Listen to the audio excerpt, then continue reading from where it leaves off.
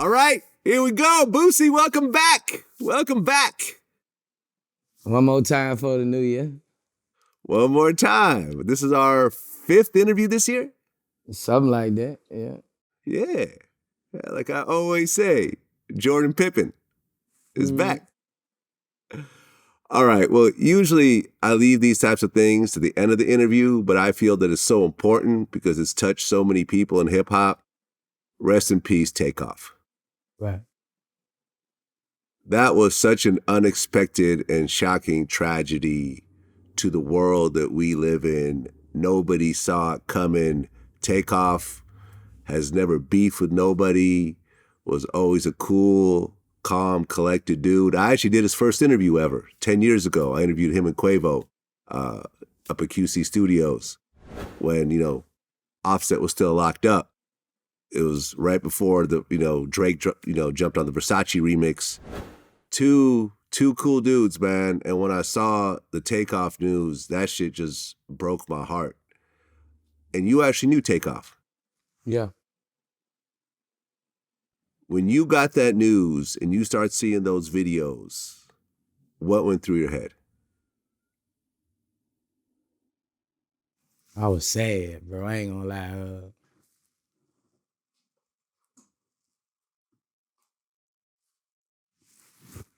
I was fucked up. I was like, I ain't know him personally, but every time I see Takeoff, I make him laugh, Every time I see, like, Boosie, this nigga crazy. Every time I see, like, this nigga Boosie crazy, And that's my memories I got, me making him smile. Every time he see me, it's like, he get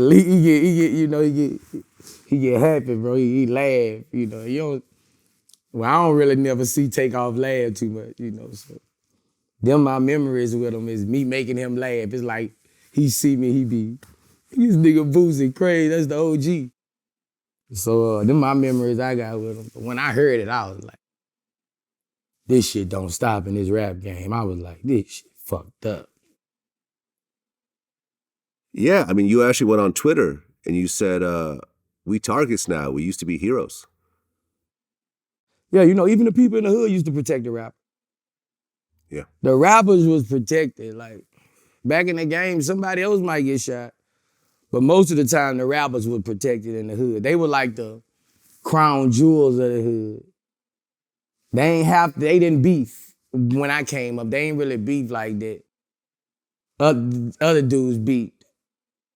And, everybody in the hood kind of wanted them to rise. They were like heroes. Right. Now we're ops. They want to take us down. I just feel like that all across the rap game. Rappers just in a hole right now. We talking about the police. We talking about our own people. Man,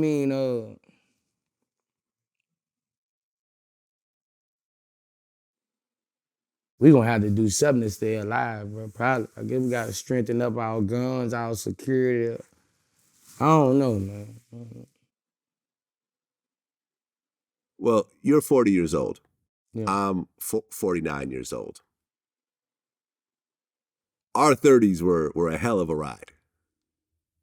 We had a hell of a time in our 30s. I know I did. I know you did. Yeah. Do you know how old Takeoff was? Not sure. 28 years old. That young man did not get to experience his 30s. He did not make it to 40. He never became a grandfather. I think he has kids, but he didn't get to see him grow up. He didn't get to really experience the true fruit of his success and what he's accomplished. In his late 20s, he was gunned down in a senseless situation. It really fucked me up. And it is just unexplainable. And you and Jay Prince have always been cool. Yeah. I know that's your OG. And I know that the Migos and Jay Prince Jr., and all them dudes was real cool too. So it's not like they were in a hostile environment or anything else like that. But a lot of times when you go out of town and you hang around other people, you don't really know who's around you. You don't know what beefs they have. You don't know what issues they got with each other or so forth. And yeah, it's just when I saw it, it was like, damn, like it's almost like they should have even been there, hanging out, playing dice. And you know how dice game goes. I mean, I know people that have lost their life in dice games. Right. I know how dice games. I'm like the Godfather of holding dice games in the industry. Really? Okay, yeah, the everybody Godfather. come gamble at my house. The NBA player, NFL, boxers, everybody come gamble at my house. Well, playing dice at your house is okay, right? It's way Because different than playing dice anywhere else. Right. It's a controlled environment. It's a secure environment. It's a safe environment. Right. But when you're playing dice outside, and I know someone very close to me kind of broke it down because she grew up in one of the worst hoods on the East Coast. And she's like, a dice game is essentially a robbery waiting to happen.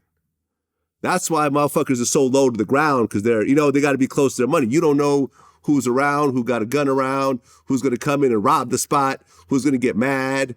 Who doesn't, who's not going to take a loss well. There's a bunch of money for the taking. And it's overall a very dangerous environment.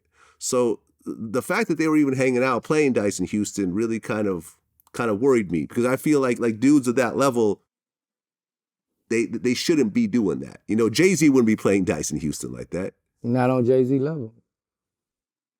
They're getting close. They're probably worth. They're not on Jay-Z level, but they're easily worth tens of millions of dollars. Right, but you talking Jigga, man. Like, I mean, Migos, they still, even though they Migos, they still fuck with the streets. Like they're not people who hang with, like they ain't soft niggas like Migos. They was still tied to the streets to where they could be in a dice game. Like some niggas that gamble. I'm gonna just say like this, if you got $1 million, some people are gamble to win $100,000 in one night. You know what I'm saying? When you got $1 billion, you ain't gonna be at a dice game. It's a difference. That's all I'm saying. I'm still gambling. At your house. At my motherfucking house. Only. Exactly. That's my point. I feel like once you're a millionaire, playing dice outside a home or an actual gambling spot is a disaster waiting to happen. Yep. Well, a dice game mixed in with an argument with a bunch of dudes that you don't really know. Once the internet started doing its investigations, one of the guys that was there found some old tweets where he was hating on Quavo and talking shit about him. Some sort of argument came out. We don't really know what happened yet. There's lots of videos and so forth, but I'm sure within the next week or two, they're going to announce and basically say what happened. And I know that Jay Prince and his family are hurting over it. I know they brought flowers and everything to Takeoff's funeral. Thought it was really dope how they rented out the whole State Farm Arena to do a funeral for him. Did you go? Nah, I ain't go. My uncle had died that morning. I just been having death like a motherfucker. My uncle died the morning of Takeoff funeral. Your uncle died? The night before Takeoff funeral. Oh, man. You guys were close? Yeah. How did he die? He has CBD, that breathing shit. Yeah. I'm sorry, man. I'm sorry for your loss. R.I.P. Levy, dog. Yeah.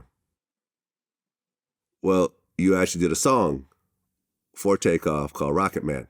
Yeah, doing real good too, man. Real good. I just tweeted to Elon Musk, I need the rocket space. I need SpaceX. He didn't tweet me back, so I don't know. I'ma find me a Well, rocket. I'ma well, find me something. he's kind of busy right now. Twitter's a disaster right now. Everyone's quitting, and and they're about to turn the lights off and everything. So he's a little busy. But I'm gonna tell you this honestly, and I listen to pretty much all your stuff. Rocket Man is the best song you've put out in years. You like it? I like it. I love it, actually. I love it. Between the beat and the way you're spitting and what you're saying on it. And you know me, I'm honest with you. You know what I'm saying? I'm not just, I first don't praise it. it was just verses. Yeah, when I put it together, it was just verses. I couldn't find a hook for it. It was just like two hard ass verses. Cause I'm putting together an album now where I'm doing all 3 verses and long verses and shit like that. That's gonna drop. And I was trying to find a thing and I scrolled down my motherfucking Instagram while I'm riding it. All I saw was rockets, bro. And that motherfucker came to me, Rocket Man. And that's how it came. Scrolling the thing, looking at Takeoff, and the hook just came. But if you listen to the music, the words, it's all about what's happening wrong in the world. It's all about, and it was perfect because it's like, it shit make you want to jump on the rocket and leave. Yeah. Takeoff, he was all over my Instagram and it just came. So it was like a, Well, yeah, I'd heard that you actually reached out to P at QC and you wanted to get Quavo and Takeoff on the song, but yeah, I they're knew it probably wasn't the not time thinking. for him, but I told him, Yeah. I was putting together a remix and I wanted, to present it to them first. I knew it wasn't the time. And I told him I had like 2 months, so I just wanted him to have it in hand first, before I get the remix together. But, my heart goes out to those dudes, man. He definitely inspired the Rocket Man record. Jeezy just got on the remix, so I'm putting together the remix now. Oh, Jeezy jumped on it. Yeah, Jeezy jumped on the remix, yeah. Dope. Dope. Well, I can't even imagine the trauma that Quavo is going through.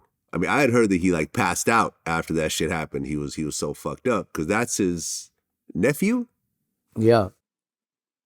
Yeah, Man, like it's the he actually. saddest shit, bro. When I see them baby pictures of him bro, that shit just, Yeah. that's different. When you see them fucking baby pictures with Quavo and Takeoff, you be like, fuck. Like, damn, bro. Like, Atlanta been taking L's, bro. Yeah, and I know who's really fucked up right now as well as Offset because they had just had that whole break off, Yeah. the breakup and everything else like that. And I'm closer to And Offset than anybody, than all Amigos. oh, did you speak to him since this happened? Nah, I haven't spoke to him. But I'm closer to Offset than all Amigos. Yeah, I know when someone passes and you're close to someone, but y'all in a beef at the time and you don't get a chance to fix it before they die, that's always going to weigh on you. And I think, I always like to take lessons when people pass away. So if there's someone out there that who's an actual friend that you're beefing with right now, call that person up and just make it right. Because you don't know, the day after they might be gone. Me and Combat Jack had been beefing for a few years, and I remember I squashed it with him, and then shortly after he died from cancer. I didn't even know he had cancer, but I'm glad that me and him got to talk and we got to squash it. And man, just a lot of this shit is petty and about nothing. Love is more important and friendship is more important than a lot of this shit. So, take a look at what Offset is probably going through right now and call up your friend and y'all ain't got to be best friends again, but just leave those bad vibes behind and hook up with your brother or your sister because you don't want to always be living for the rest of your life saying, man, I could have I could have done something. I could have reestablished this link with this person, and now I can never do it because they're gone forever.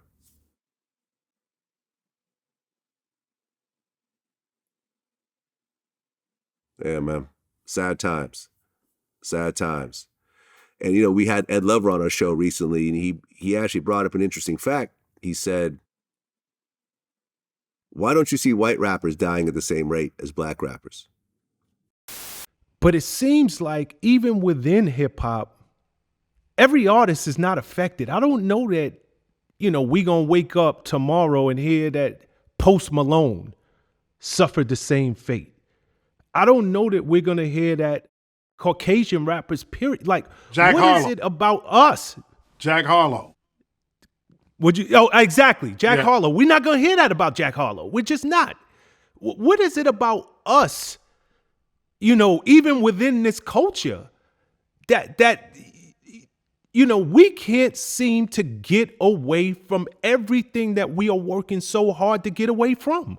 Right. That's maturity and growth.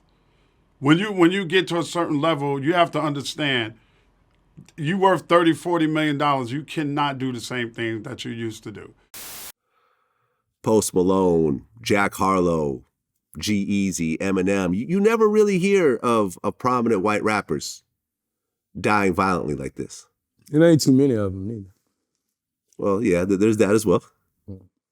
It's There's that as well. it's a way lower percentage. Yeah. We originated this shit, hip hop.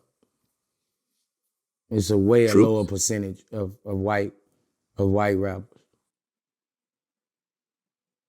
That can't even be compared.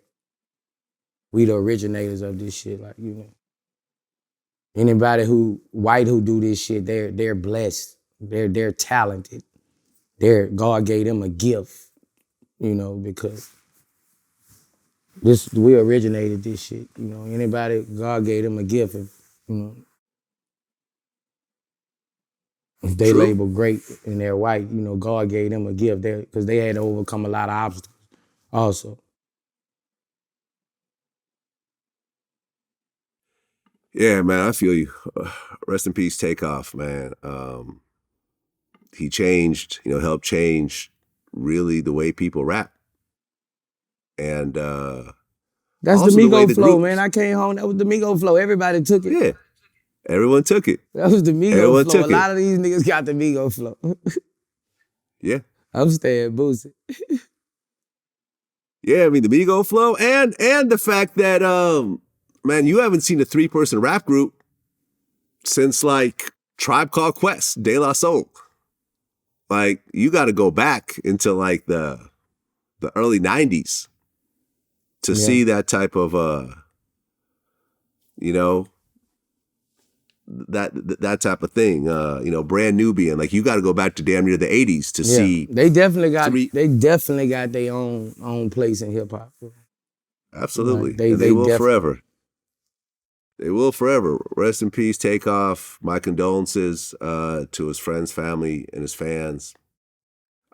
Very sad time in hip hop right now.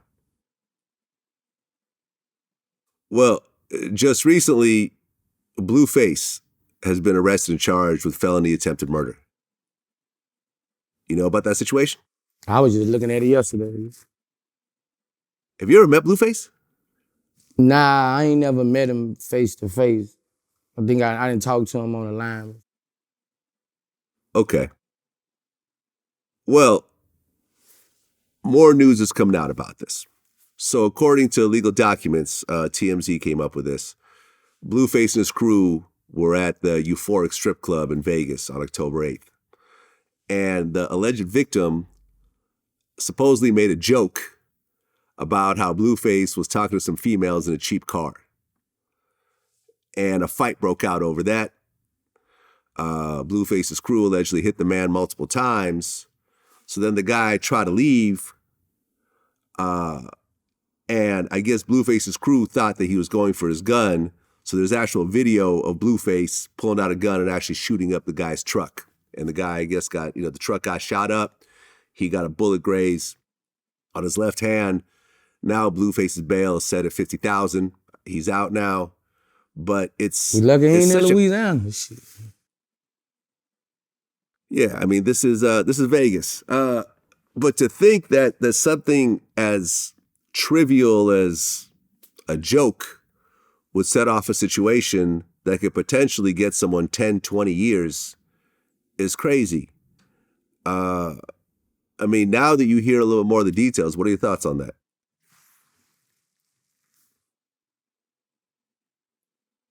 I mean, I don't really. I mean, the thoughts about what? When I was looking at it on on the video, looked like the truck was trying to run him over. Looked like Huh. that's why I looked on the camera. Shit to me. If I, you know, Okay. that would have looked like a truck was coming. I'm screaming self-defense. 95 rappers done died in the last 9 days. I thought my life was in fucking danger. I'm screaming, fuck that. And that wasn't me There on you that go. camera shooting. I don't use shit. Fuck that. I'm gonna fake up something. I ain't going out like Willie Love. Shit, nigga. You see that fucking truck? I know I saw that. Everybody saw that truck speeding up. How you know that truck wasn't finna run me over and kill me? Shit, my life in danger. Fuck that. Fuck that. If they got me shooting, shit. My life in danger. Fuck that. There we go. We got lawyer Boosie on the case. Cause I saw a truck. There we go. Fuck that. I saw a truck coming.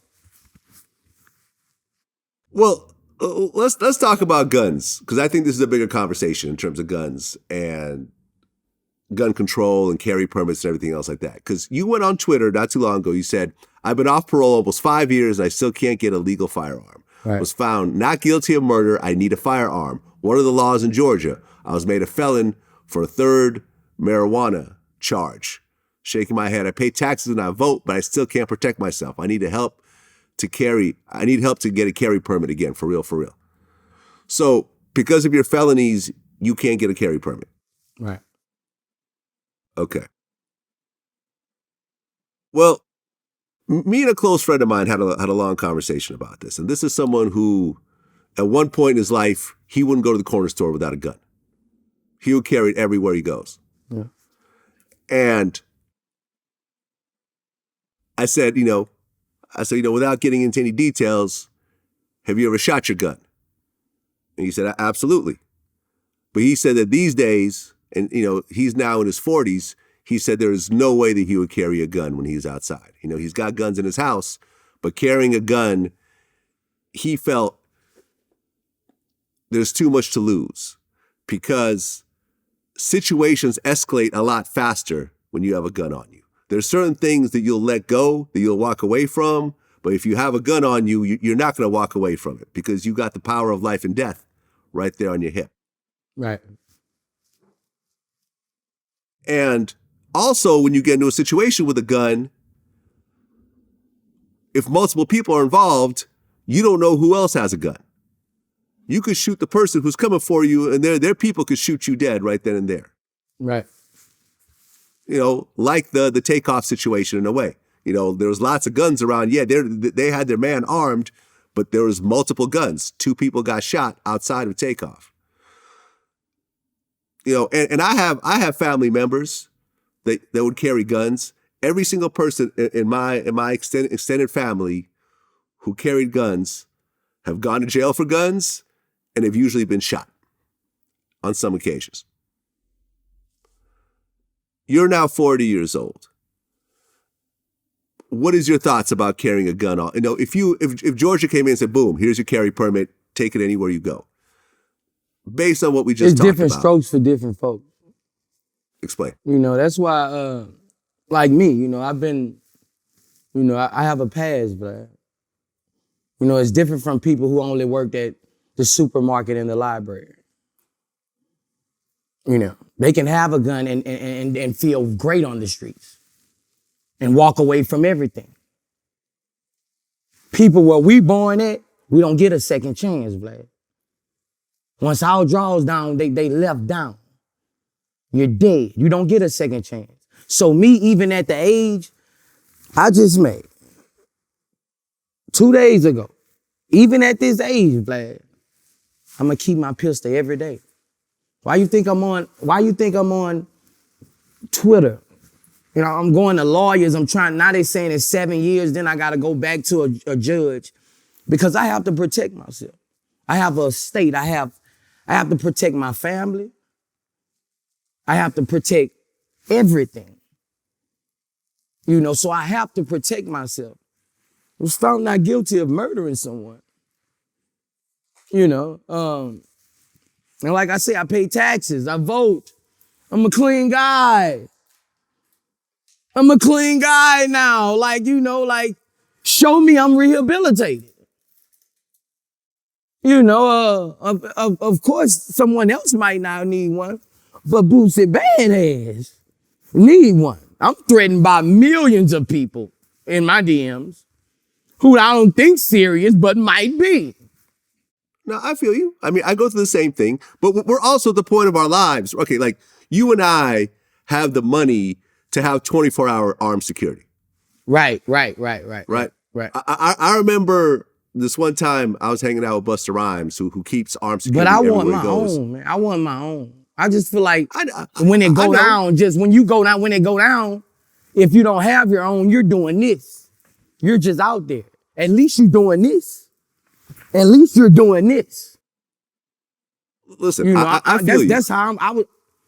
And it goes on being, you know, what you've seen in your life. If you've seen so much, so can't nobody make you differ.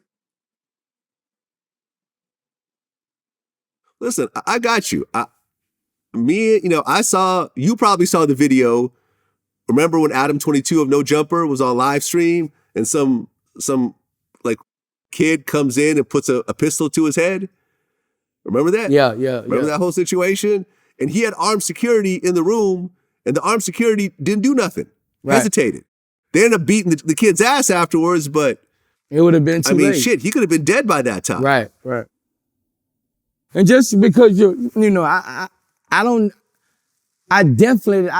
know, this armed security, I don't know what they're gonna do.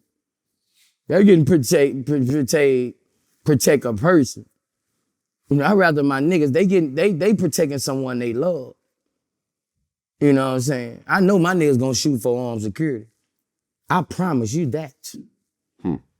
You know what I'm saying? And even with them, I want my own, yeah. I want my own, yeah. I know what I'm gonna do, I know what I'm gonna do.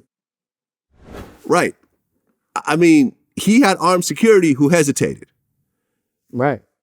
That could have been the end of his life right then and there. I remember he told me he fired the security guy afterwards because even the security guy realized he's not built for this type of work. That's why you want your own, yeah, bro. You want your own, yeah.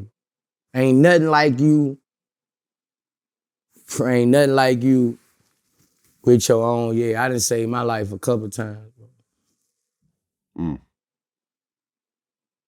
Me saving my life. Yeah. It's dicey, man. It's dicey.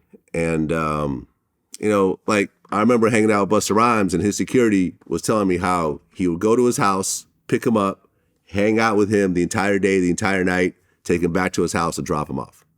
That's how Busta Rhymes functions every single day. Show, studio, club, whatever, the guy's right there with his pistol. And look, I mean, I feel it. I remember when I did No Jumper, I came in with my armed security and, Adam had his own security there and the armed security was like, Adam's security was like, you can't come in here with a gun. I said, I'm not coming in then. You better call somebody because I'm not coming in unarmed. I don't know who the fuck is in here. I'm like, you better call Adam. And he made some phone calls like, all right, cool, you can come in. There's certain places that I won't go without a gun, but I'm also at the point in my life where like everybody know, if I can't protect myself, I'm not coming, man. I ain't, I'm there, I already be feeling like it ain't worth it doing this shit sometimes. Yeah. So me not protecting myself either is not gonna happen. That definitely don't fit the equation. Yeah, no, I feel you. And when I look at my life these days, I feel like if I gotta go somewhere where I have to carry my pistol and I don't have an armed security with me that day, I probably shouldn't even go there. Just period. I'll just stay home. You need more than if one I have armed to go- security now, Vlad. You need 3-4 niggas now. Yeah, I know, right? Yeah. You nigga got some shit Yeah. now. You need 3-4 niggas now. Yeah, man, it's an ugly place right now. Rest in peace, PNB Rock. Is people are hungry. People are fucked up. That PPP money has, evaporated.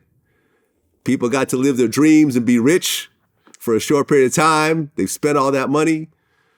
They either went, if it was fraudulent, they went to prison, or if they didn't get caught, that money's probably gone, because it's not like you could really buy anything with it significant, because it's not legal money.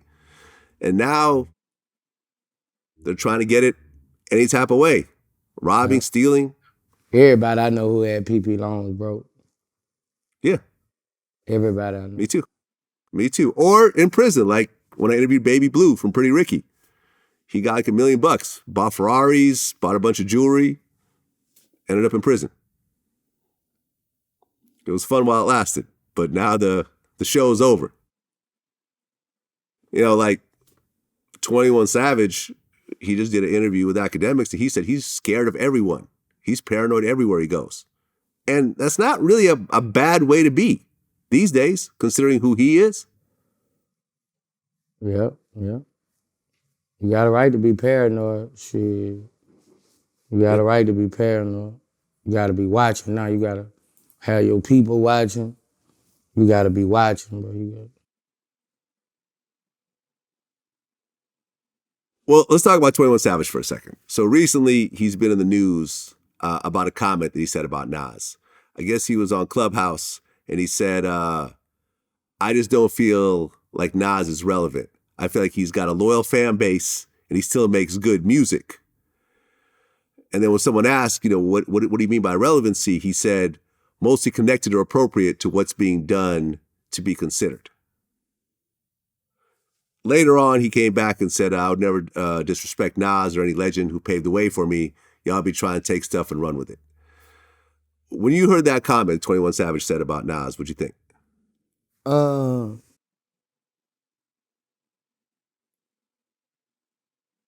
I mean, I'd be like the fan asking him, like, what do you mean, what is relevant to him?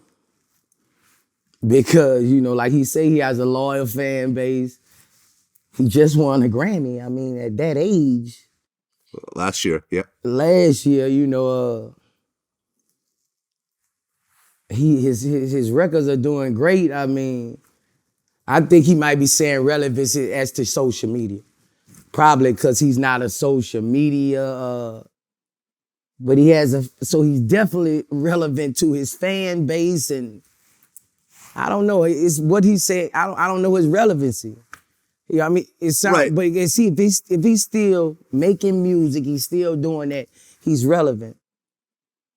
If he's not on social media and in everybody's eyes, that's what I meant. That's what I took from that. Well, I like to look at both sides of an argument, right?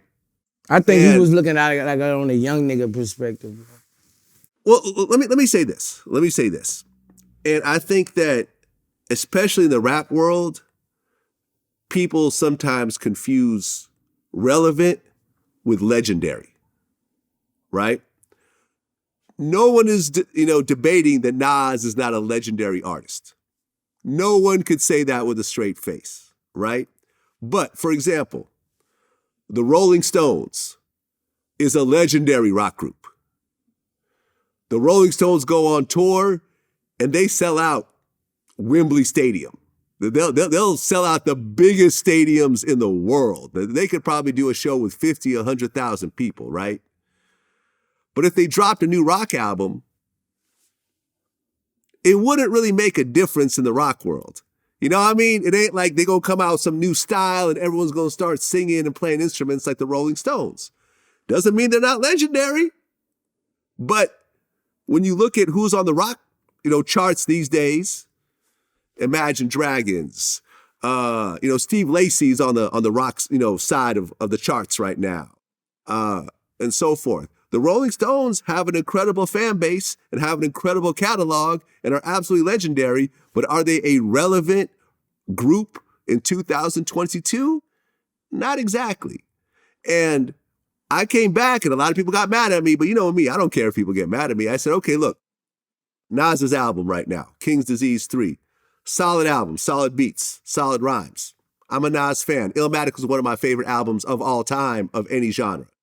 But when I went and I did a video of this, let's take a look at the Spotify top 50 list.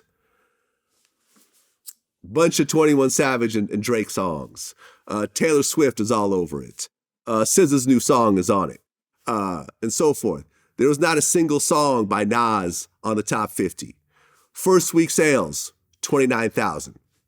Not a bad first week sales, but when you compare to what 21 Savage and Drake are doing, they did like 400-something thousand. So, is Nas legendary? 100%. Is he a dope artist? 100%. Is Hit Boy an incredible producer? But is he dropping albums right now that are relevant to on the biggest stage of music? I don't think so. And that's just my personal opinion, is how I view relevancy. I feel like to be relevant, you have to compete with all the other big dogs. You can't say Taylor Swift is not relevant. She's doing $1.5 million her first week and doing like 800,000 week 2. Like that to me is the ultimate relevancy, as opposed to, hey, this is a legendary artist that we fuck with and we want to hear what they got to say, but they're not necessarily shifting the music. You know what I'm saying? Right. I hear what you're saying, but he has a relevance to his fans. That, like I was saying. He has a relevance always have a to relevancy his fans to your fans.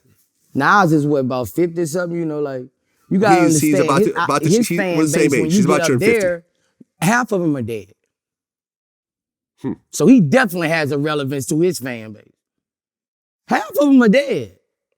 All them niggas in Queens, bro, all of Nas and Pac fans, they're dead. So for him to be winning a Grammy, he still has relevance in his era for sure. I just can't say he's relevant as far as today's thing, but I definitely agree he has relevance because ain't too many niggas doing what he doing at his age. Ain't too many niggas can sell 30,000 records a week. Ain't too many people. He doesn't have a Taylor Swift machine behind him. He doesn't have a machine behind him. Them machines who do those numbers. Well, isn't he on Def Jam still? I'm telling you, bro, he doesn't. Nas is great, but he doesn't have the machine, or he's not listening to the machine that can make him do more numbers, I feel. Because of, Nas ain't doing all these fucking interviews with all these motherfuckers that can just shoot his shit to the... Bro, if Nas, and he's a fly ass nigga. If Nas get back on the scene, he'll fuck all these young hoes. Oh yeah, no, I think to me, let's keep it real. This. Oh yeah. Let's go. Come on, bro. Come on. No, listen. I'm a fan. I think Nas, fashion wise, I think Nas is the flyest rapper. Period. Yeah, Period. bro. He just not in our eyes, bro. When you get out people's eyes, it's a difference, bro. It's a difference. Listen, it's hard in hip hop to be 50 years old and be relevant, right? I think Jay-Z is the only one I think that at his age could drop and everyone stops and listens to. You know what I'm saying? Up there with the Lil Babies and the Kendricks and everyone stops. But Jay-Z's not relevant this day for music. I think he is. I don't think he is. I think he is. I don't think Jay-Z's relevant this day for music. I don't. Okay, so Nah, if let me put it Nas, like if you gonna say Jay-Z relevant and Nas ain't relevant, no. okay, No. okay, so okay, let's put it like this. Do you think if Jay-Z dropped a brand new I'm album not, right now, no. Just like when I go to these clubs in Atlanta, you know, these 25 to 35 clubs, I'm not hearing Nas, I'm not hearing Jay-Z. Every club I go in is not one or the other, Vlad. I'm in the city. I'm outside. I be everywhere. It's not one of the other, Vlad. I'm telling you that. Jay-Z is respected by these people for being that boss that he is. When Jay-Z flash cross that motherfucker, it's something with $1 billion. It's something with a 500 billion, 200 billion. When them young niggas see him, it ain't his song slashing across no fucking social media. It's his hustle. That nigga got hustle. That's what everybody fucked up about him relevance right now. No, I'm not finna say that I hear Jay-Z in the club and I don't hear Nas. And I don't care who well, I don't mean, like it. I'll put it like this though. But when Jay-Z dropped that verse on DJ Khaled's God Did, you heard that verse? Yeah. That long ass verse, hip hop stopped and they all listened. Everyone had something to say about that verse. That verse was tough. You know what I'm saying? And I think that if Jay-Z dropped a brand new album right now, it would sell way more than 30,000. That's what I think. Way Of course more. it was. You talking, bro. Am I right though? We're talking about relevancy. If you're comparing We're talking about relevancy. apples to apples, I think Jay and Nas are in the same conversation, right? Right. Same age, more And or if less. we go in the club of those age gap, Jay-Z's not getting played and Nas not getting played. I'm telling you the truth, bro. One is not over the other as far as relevance, as far as what I see in the clubs and shit. You know, I mean, no, Vlad. Hell no. Agree to disagree. Disagree. Agree to disagree on this. Okay, well, speaking of collab albums, you said that your upcoming album with T.I. is harder than Drake and 21 Savage's album. Yeah. I feel it is. Okay. I checked out their album. So you and T.I. have been close for a long time. We've been straight for a long time, yeah. How many years have you known T.I.? I knew Tip before I went to prison. Okay. Yeah. I had did a record with Young LA, you know, I fuck with Grand Hustle. Aha, got it.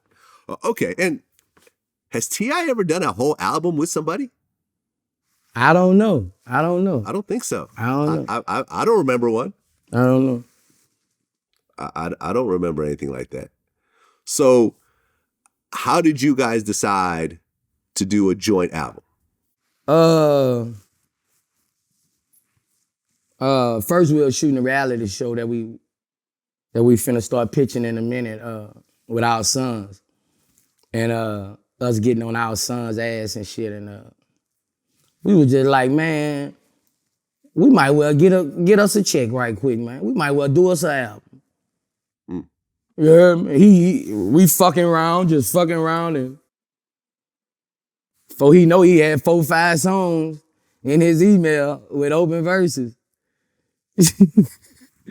So, you know, and after that, we just started putting it together, and we got a great album, bro. And I listen to 21 and Savage them shit, but I don't think it's fucking with our album. You know, I'm gonna keep it real because everybody gonna be talking about how hard me and Tip is on these motherfucking records. And I think and we're not just talking about we're spitting game. You know, we giving knowledge, we spitting game, you know, and us together, I feel like it gonna overpower that, you know, 21 and Drake shit, you know what I'm saying? Like, I ain't saying it to overdo it in numbers, but as far as song for song, I feel with us together because, you know, they had a great album, but you mostly hearing Drake lines that's quoted. You know, so Okay. I feel like us together, you're gonna be hearing both our shit just, you know. Okay. Number one, is the album done? We just getting the clearances done right now. So Got it. that's what. Is there a name for it? Nah, we ain't got a name for it. We thinking of No some name. names. Okay. We thinking of some Is there anything on the drawing board that you could reveal? Nah, it's just a great album, bro. It's a great album, and it gonna make other. I think it gonna make a lot of people come back to reality of, you know, as far as music, as far as bars, as far as, you know, real music. You know, it's gonna be different, bro. It's gonna be different. Okay. Well, I need that Boosie T.I. joint interview before you drop. Okay. I got you. All right. I'm gonna hold, matter of I'm fact, gonna hold after you this to this. interview, I'm gonna send you about 2-3 records. Okay. I'm Yeah, gonna let send me you about prepare 2-3 for records. it.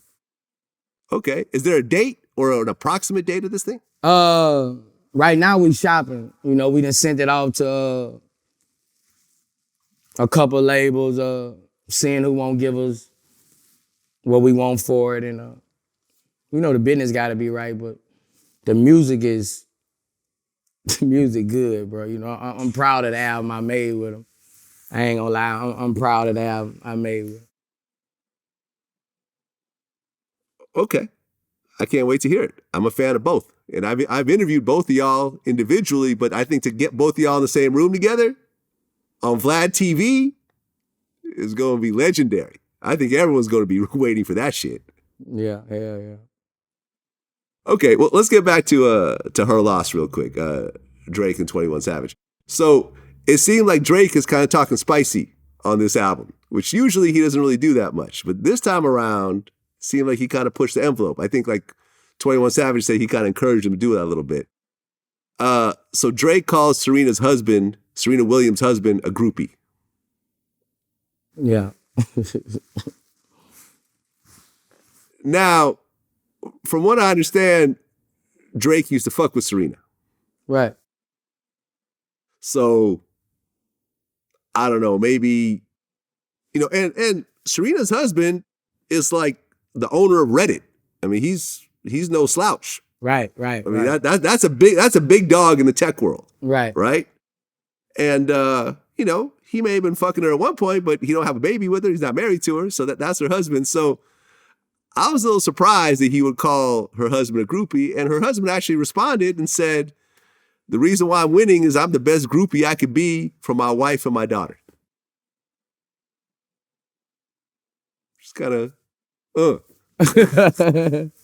know, kind of wipe the shoulder off a little bit. Yeah. When you heard that line, what'd you think? I kind of smiled. You know, because Drake been holding back. He can sell way more fucking records than he sell. He been holding back. You know all the bitches Drake done fucked and all that shit. Man, Drake been holding back. This motherfucker bruh. He been holding back. He should have, bruh. You know how much spice this nigga got? In these last 9 years on niggas bitches, on just the game, bro, he been holding back. I've been like 21 too. No, niggas say that about that other bitch. I'd have been, you know what I mean, Vlad? I'm trying to make this bitch go diamond. Then you fuck that other bitch, you know that bitch. Hey, look, shit, I'd have been the motherfucker too. Shit, that nigga been holding back though. That's how I feel with Drake. That nigga been holding back. He don't never talk about shit. He been holding back. Yeah. But that's a Scorpio, bro. Scorpio don't like to put they shit out there.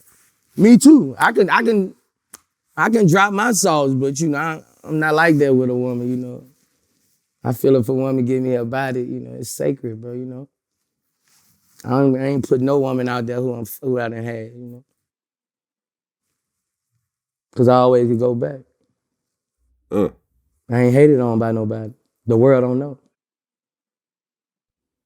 Well, on that same album, there's the line that's allegedly about Megan Thee Stallion getting shot by Tory Lanez.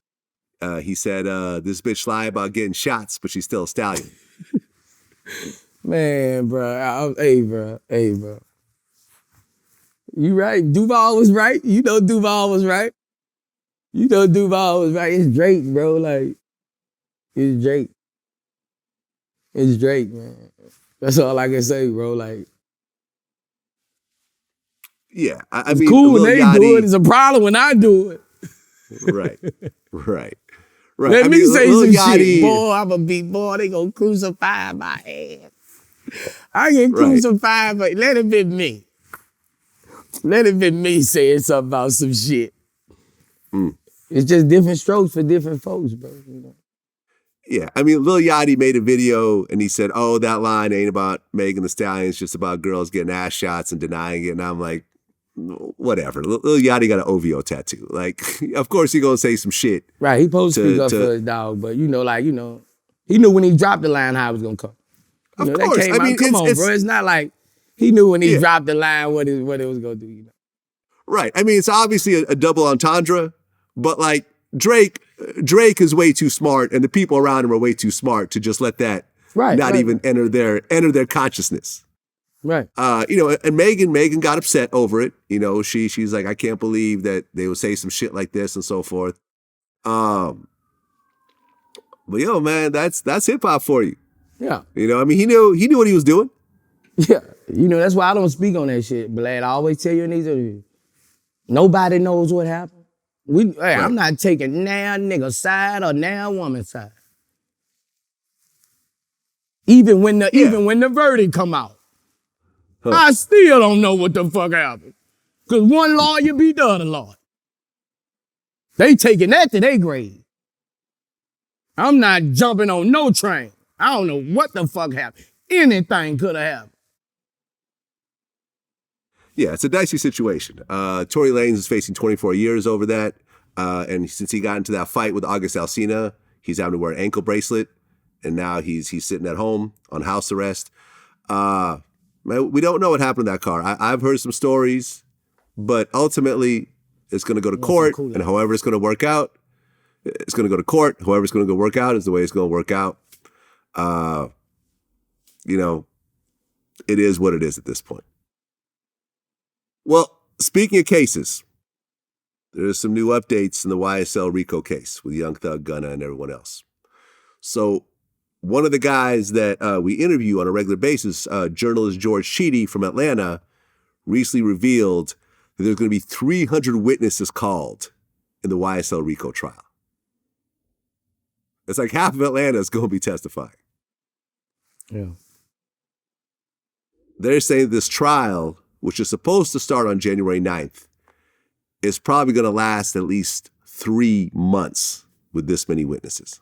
Yeah, because that's the defense and the offense. Both of them got witnesses.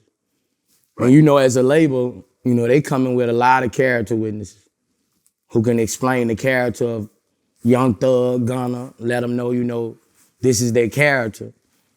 A lot of family members, a lot of people who in tune, they have their right to go up there and explain the accused character, all kind of stuff like. So when it's a big case, a lot of witnesses be brought forward.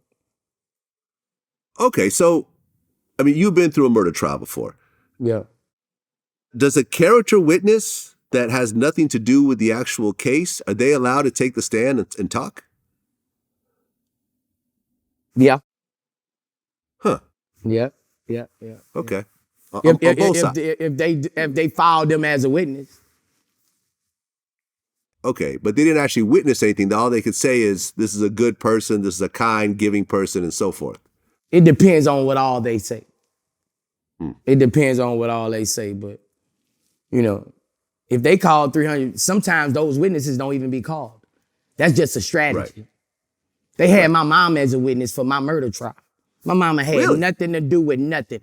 You know why they do that? So they can't sit in the courtroom They not even gonna even call most of them. They had my mama sit outside on the steps, put her as a witness so she couldn't see her son in court. Never called her to the stand. Not one. It had nothing to do with a fucking murder case. That's the games they play. They'll put people in there like that. So you can't be in the courthouse and come back out the next day and call somebody else and try to see what was going on. Oh, it's a game. Huh. It's a game. So, okay, so what you're saying is they didn't want your mother in court crying and no, if the you're jury. a witness in a case, you cannot sit in the courtroom while it's going down. Right, which is what I'm saying, right? They didn't want your mom in there affecting the jury members. Is that what you're saying, pretty much? Because if your mom was getting emotional and so forth. No, because they act like they was gonna call her up. If you're labeled a witness, you can't sit in the courtroom and see what's going on in the trial. No, you have to wait till you're brought in. Right, but I'm saying if she was not a witness, she'd be able to go to trial every day. Yeah. And the jury would be able to see her and say, "Oh wow, this man has a loving mother." Right. This might affect our judgment. Right. When we deliberate. Right. That's what I'm saying. So they purposely kept her out of the courtroom to try to affect the jury in a certain type of way. Right. That's what I'm saying. They don't want your mama crying up, people hugging your mama, but I know that hurt me there. Vlad, they got me with that one. That hurt me. I bet. Well, because I think you tweeted this. Didn't you say they claimed you were trying to kill the DA and his family during your trial? Right. It was all on the news. They'll be following him, his kids, and following. Bro, it was just bad. But I was around some real strong dudes on death row. And they was telling me when it's this going on, it's a tactic. Trial finna start, it's a tactic that they try to paint to the world and to the jurors like I would hurt that man, but that never came across my mind, Vlad. Never, ever, never, ever. I knew it was a snake attack, bro, They went snatched up Donkey out Atlanta, bro, it was crazy, bro. They went snatched up all my people who was still on the streets, letting them know, if you kill this DA, y'all done, and we never. It was just a cloud of smoke, bro. Trying to make me, look like 4-5 months before my trial, like you'll hurt the family. And when jurors feel like you'll hurt a family, that makes you an animal in their eyes. Yeah, I mean, even if something happened to the DA, they would just replace him with another DA. It ain't like they're going to drop the case if the DA died. So I don't see any level of logic in this situation, except for really the prosecution trying to intimidate the defense in a way. Right. When you heard the news, when you were like, hey, it was just announced that Boosie is trying to kill the DA and his family, and you're sitting on death row, what the fuck went through your mind? They woke me up. They woke me up. The night before that, I was full of Seroquel, you heard? I was drinking penitentiary syrup. So I was full of Seroquel.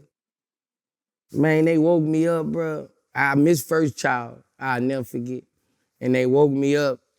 And they say, Boosie, they on the news talking about you trying to kill a DA. I'm like, oh, I thought I was dreaming, bro. I really thought I was dreaming, bro. Yeah. Man, how did you feel when you heard not guilty? I was happy as a motherfucker. I already knew how I had whooped him, though. I already knew I had whooped him up. Well, but still. It was just like, bro, I was just ready for it, man. I was tired, Vlad. I was tired of going through all that shit. I was just tired of keep going to court. I was tired, man. That was the weight off my shoulder. I knew I was back then. I was focusing on getting back to the money then. When they said that, all the jail shit went out my mind. You know, I got trying to get less packs in. All that shit was really done. It was straight. It's time to go. You know, I knew I had 2 years left, so. Right. So even though you were found not guilty, you had another case that kept you there for 2 years. Yeah, but I took that time before my trial. I went on here and took that lick before my trial. So I knew if I beat this, I'm coming home. Yeah. I had about 12 months after the thing, but I kept losing good time, so I stayed about 12 more months. Write-ups and shit. You keep getting write-up, you lose 2 months and 3 months. Okay.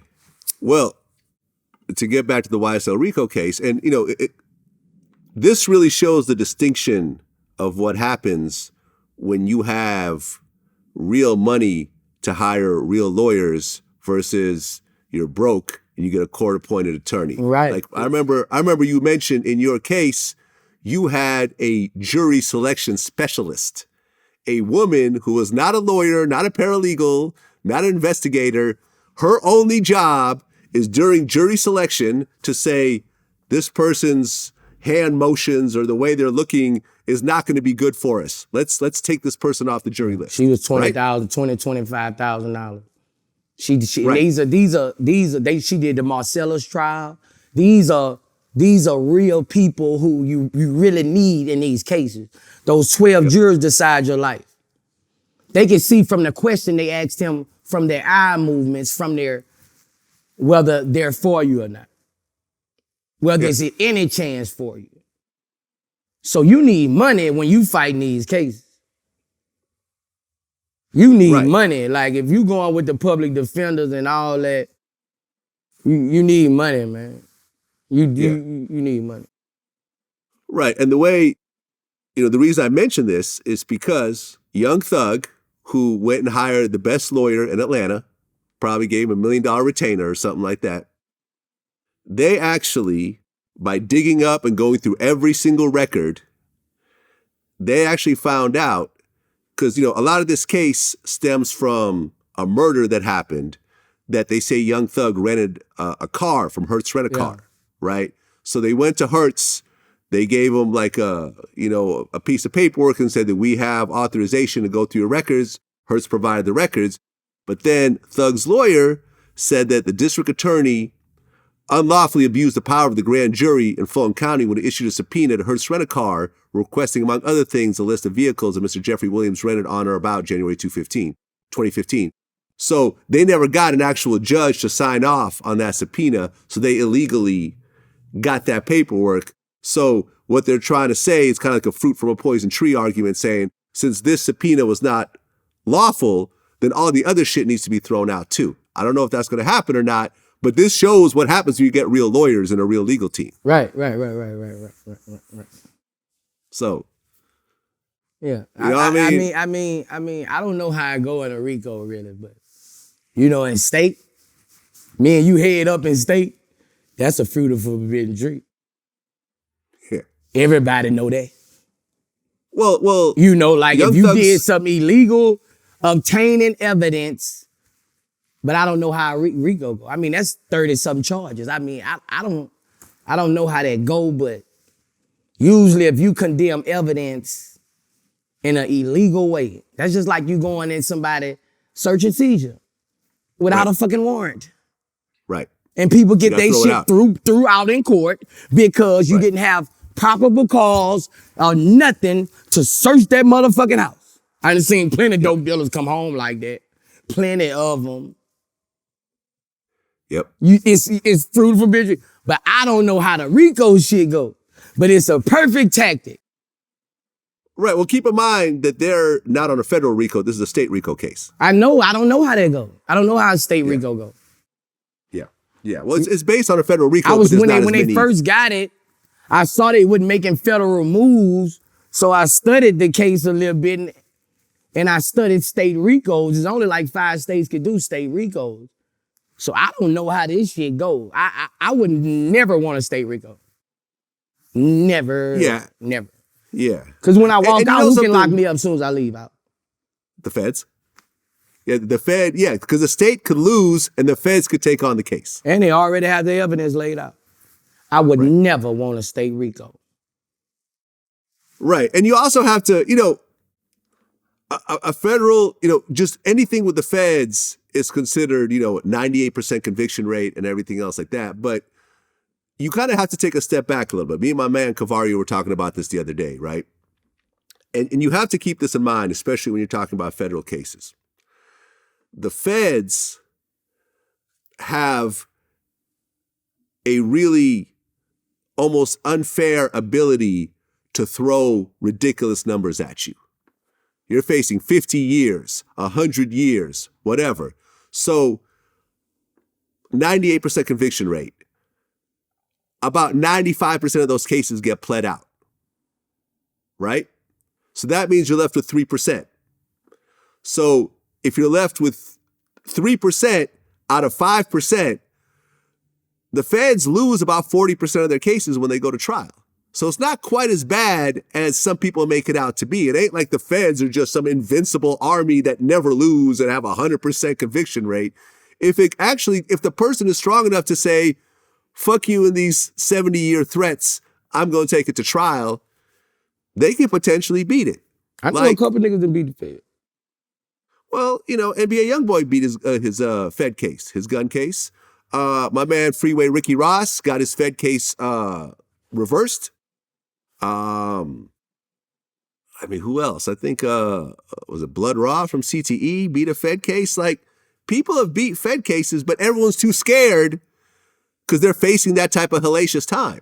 Right. That's what ultimately happens. So you got to take this whole Fed thing with a grain of salt. But I had Akon on my show recently, and he said something interesting. Well, this is the thing, Vlad. A lot of them, that's not who they really are. These are kids, man. They still young. Like, it's like most of it is being done to, you can say, impress their peers. Because, man, I know most of them. Yeah. Man, they the most humble, good-hearted, real good people. But when you listen to the music, you would think they were serial killers. Like, for example, Gunna doesn't have any violent charges against him at all. He was just around.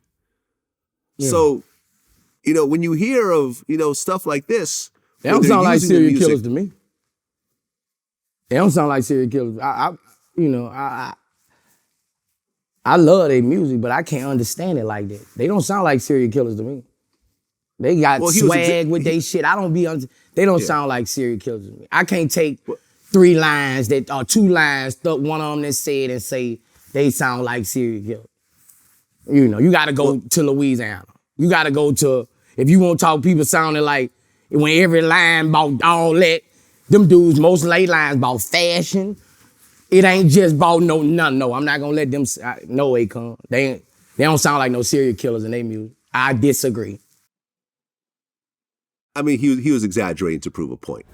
Well, and by the way, speaking of Akon, I think he even mentioned this in our interview. I sent you a text about it. He actually wants to do music with you. Oh yeah? I'm an Akon fan. Everybody know that.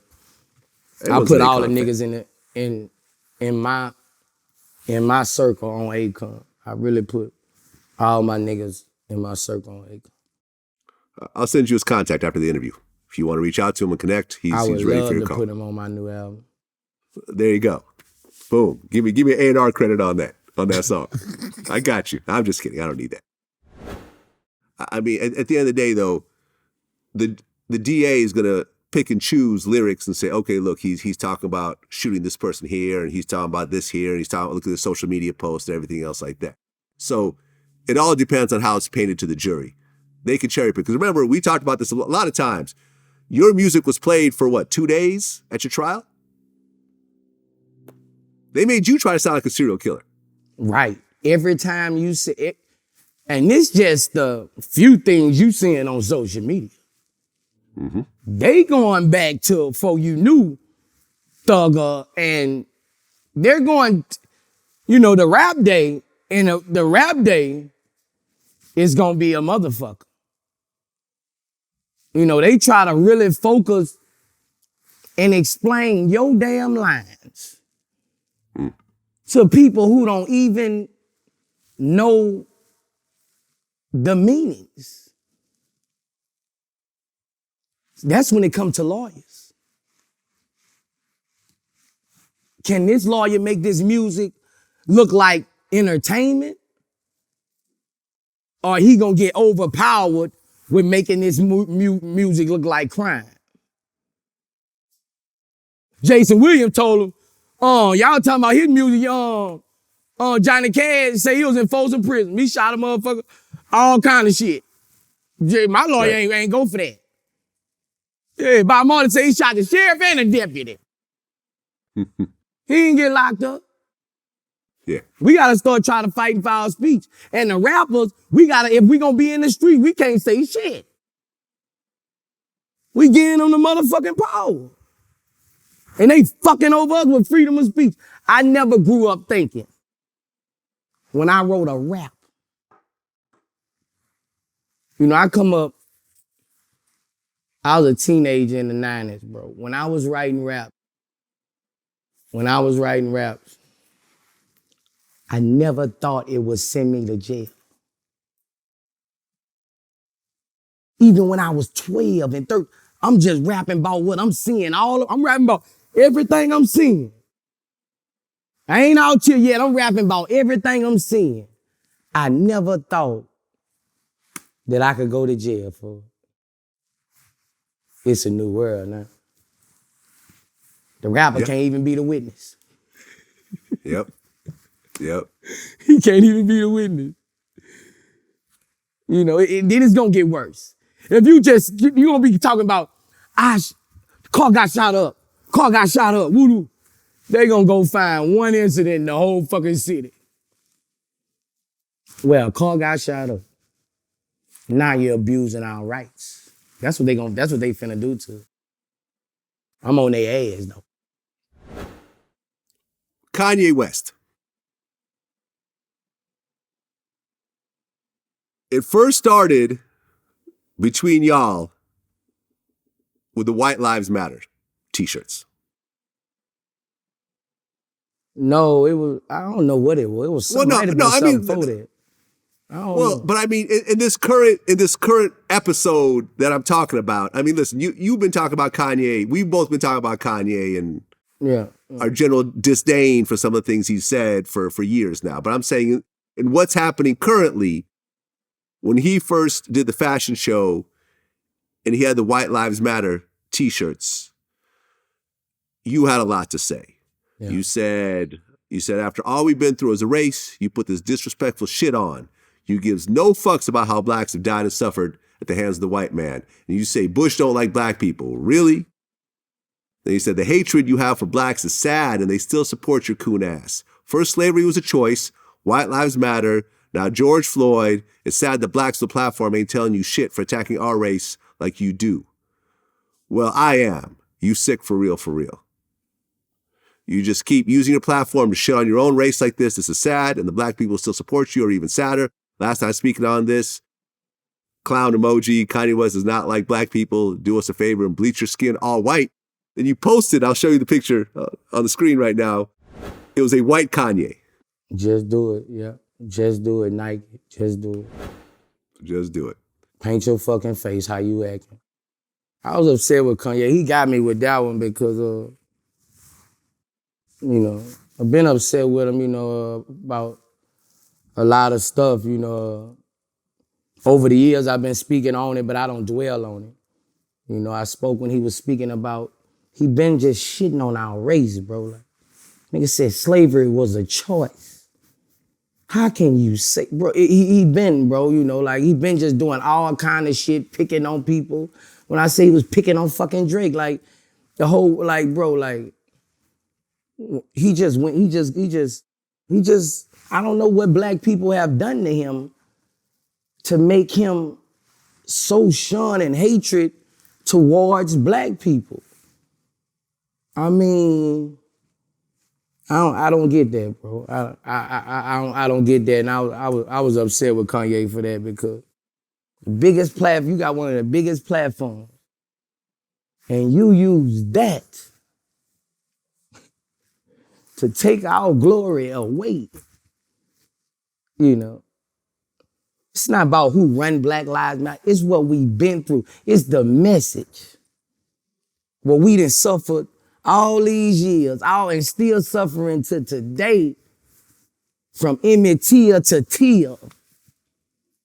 What we suffered till today, and you just take your platform to drag us down.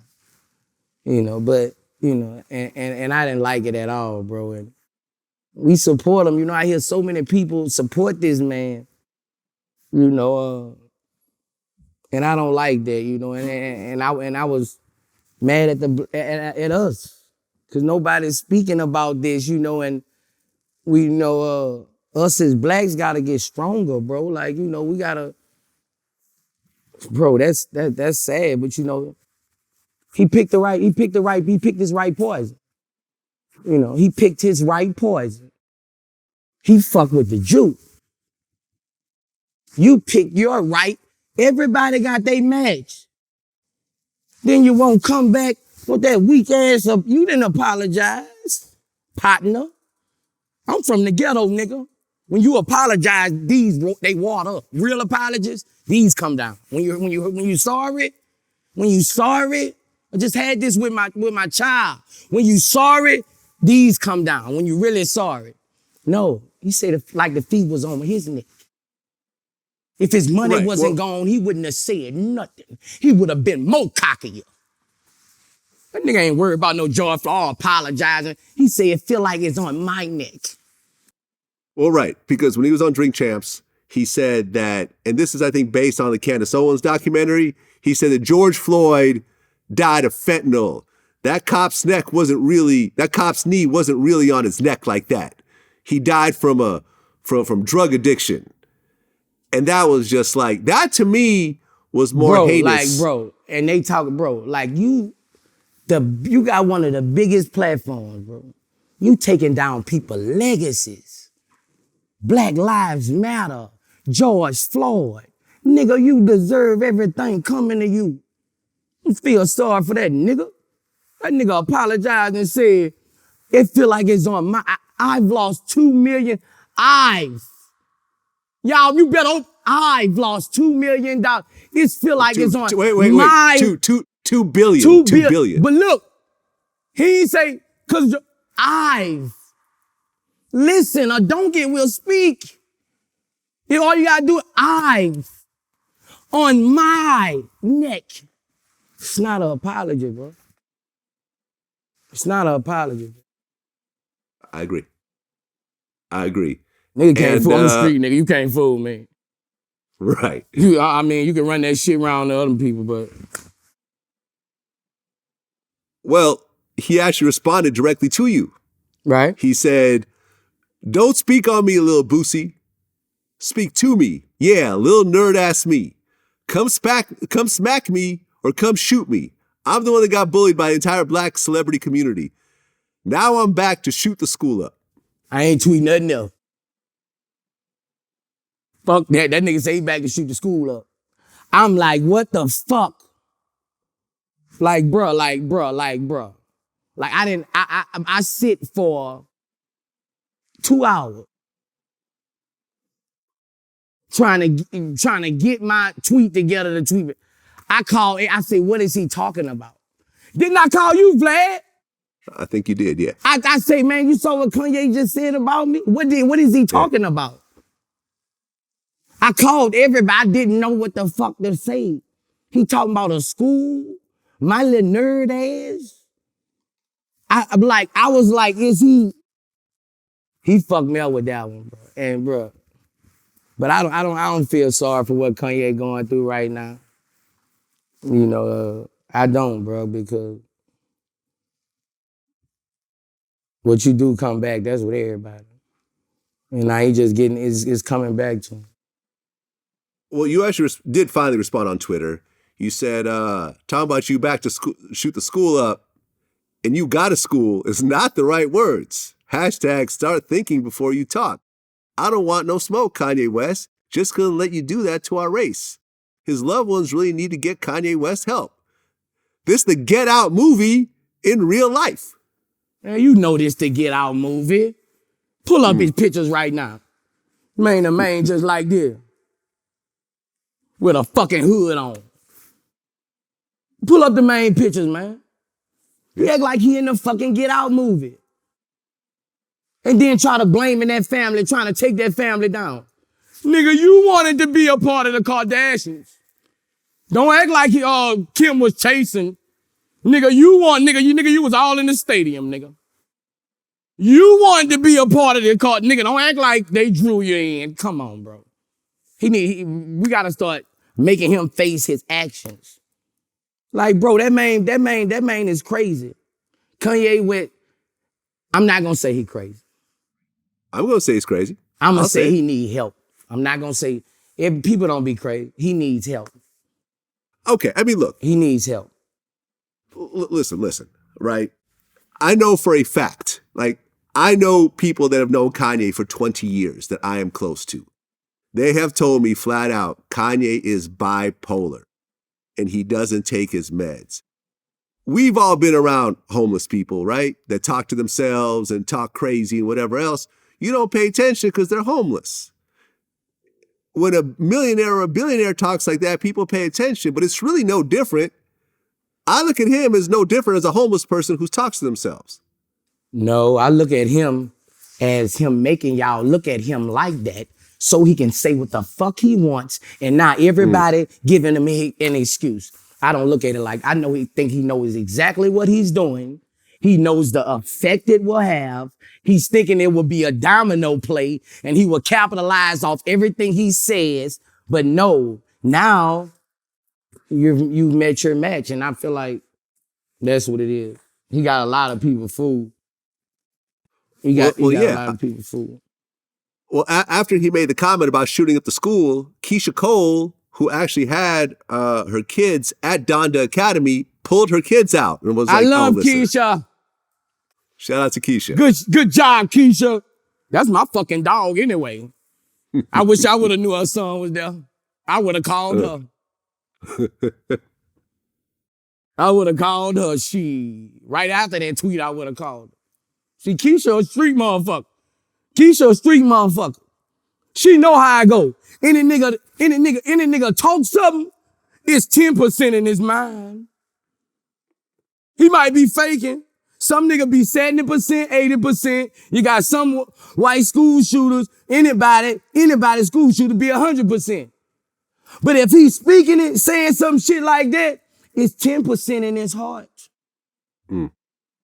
I'm taking my churn out that motherfucker. Well, yeah. I mean, based on his comments about George Floyd, I guess he gave George Floyd's daughter $2 million, but then her mom is suing him for $250 million. Instead of really taking his L and saying, hey, I fucked up, he starts dissing George Floyd's baby mother. Start calling her greedy, says she had an ugly hat. They're gonna add to the lawsuit. Yep. They're gonna add to the lawsuit, bro. I think Kanye West need to go to rehab, man, and get some help, you know. My auntie, you know, she like Kanye West and shit. One of my little young cousin, she called me talking about, Boosie, Kanye West just needs some help. I'm telling you, okay, all right, I'm gonna holler at you. Well, D.L. Hughley publicly said, and I completely agree with him when he said this. He said if Kanye West was a woman, he would be in conservatorship, just like Britney Spears. Somebody would actually take control of his bank accounts, take control of his movements, you know, because Britney couldn't have a baby based on her erratic behavior. Like she had to put like an IUD, I forgot what it is, the thing in her arm where she can't have a baby and whatever. and her bank accounts were being run by her father and so forth. She finally got out of it. But to me, Kanye West is way more erratic than what Britney Spears was doing. Way more. Way more. I think the Way fact that he's a man is allowing him to get out of that. It is. I agree. Yeah. And after you and Kanye West went back and forth, one of your sons ended up burning all his Yeezy slides, right? Yeah. Yep. That was funny. Well, like you said earlier, there's the George Floyd comment, which I thought was the most heinous part of what he said. But then he also went on the whole DEFCON 3 on Jews. And shortly afterwards, he was dropped by Balenciaga. He was dropped by Gap. And then the big one happened. He was dropped by Adidas, who, by the way, was started by Nazis. I mean, when you're offended, if you're saying Nazi shit that actually offends the Nazis, you know you want some shit. Yeah, I ain't even know that. I ain't even know. Yeah. Adidas was started by two brothers who were both part of the Nazi party, and actually was providing sneakers for like the Nazi youth and stuff like that. Damn, I ain't even know that. Yeah, and they actually broke off. They got into it. They broke off, and one of them started Puma. That's the history of Adidas. But Adidas spoke out, and I guess like the whole thing about like the whole anti-Semitic thing, like that's really illegal in Germany. Like Germany is very hypersensitive about that kind of thing because of their history. So they basically said, not only are you dropped, but we're not paying you nothing else. We're going to start putting out Yeezys without the, with the Adidas logo on it. And honestly, what do you mean? Walmart Yeezys? They finna have Walmart Yeezys? I mean, they're going to have Adidas Yeezys.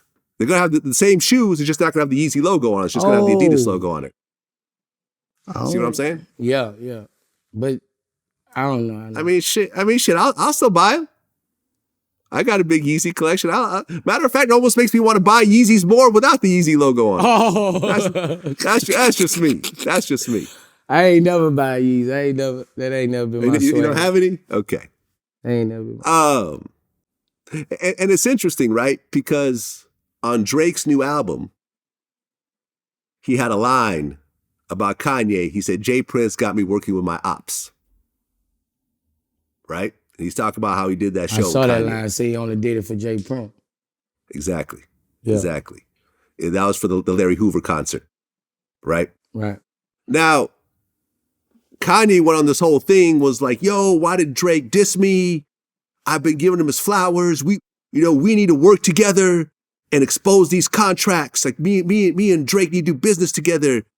All the rappers to expose these contracts. Now, this is the part of that was funny. You've been hating on him. Well, it was the not only are you time. It was the perfect time to lay a line. Like, okay, well, let me say this, right? By that time the album came out,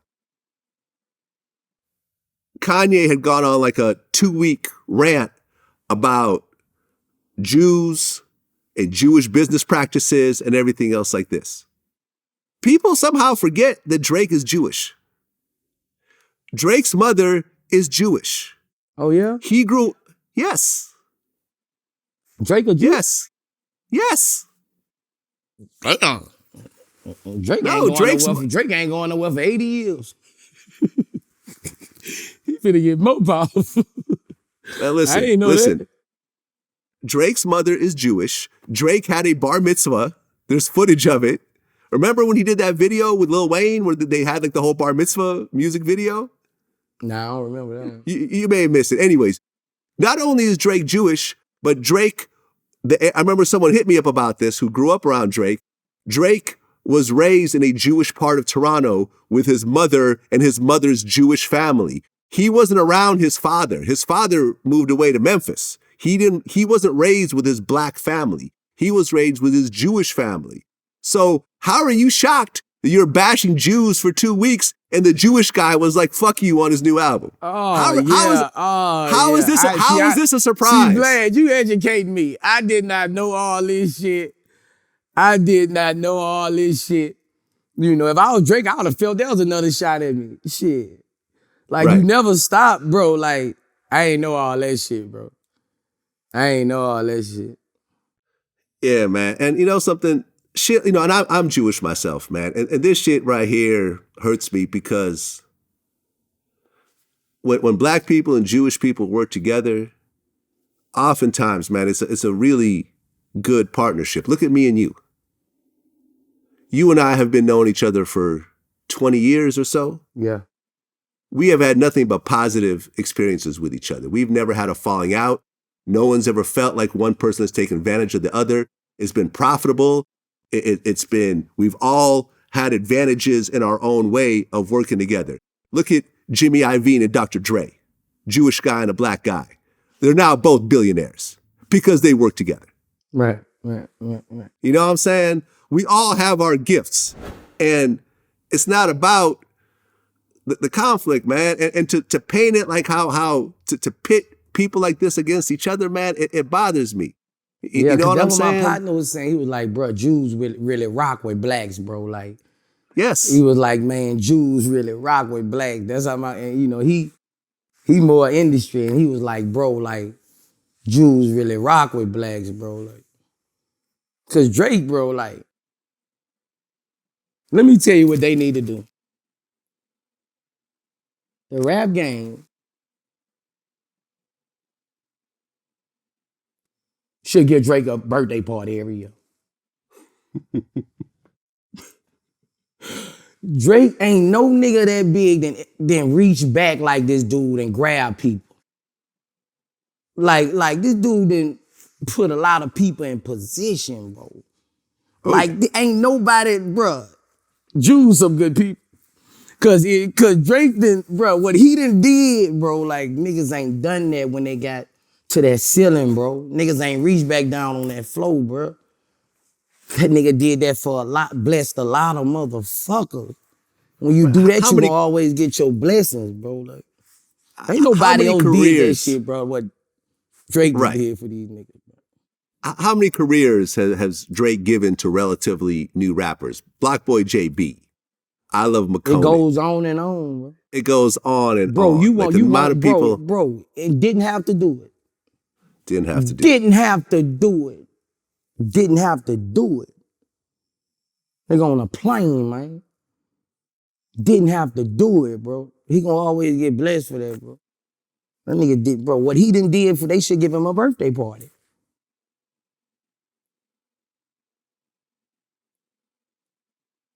Well, the whole Kanye situation kind of spilled into the Kyrie situation. Kyrie had posted up a link to a movie called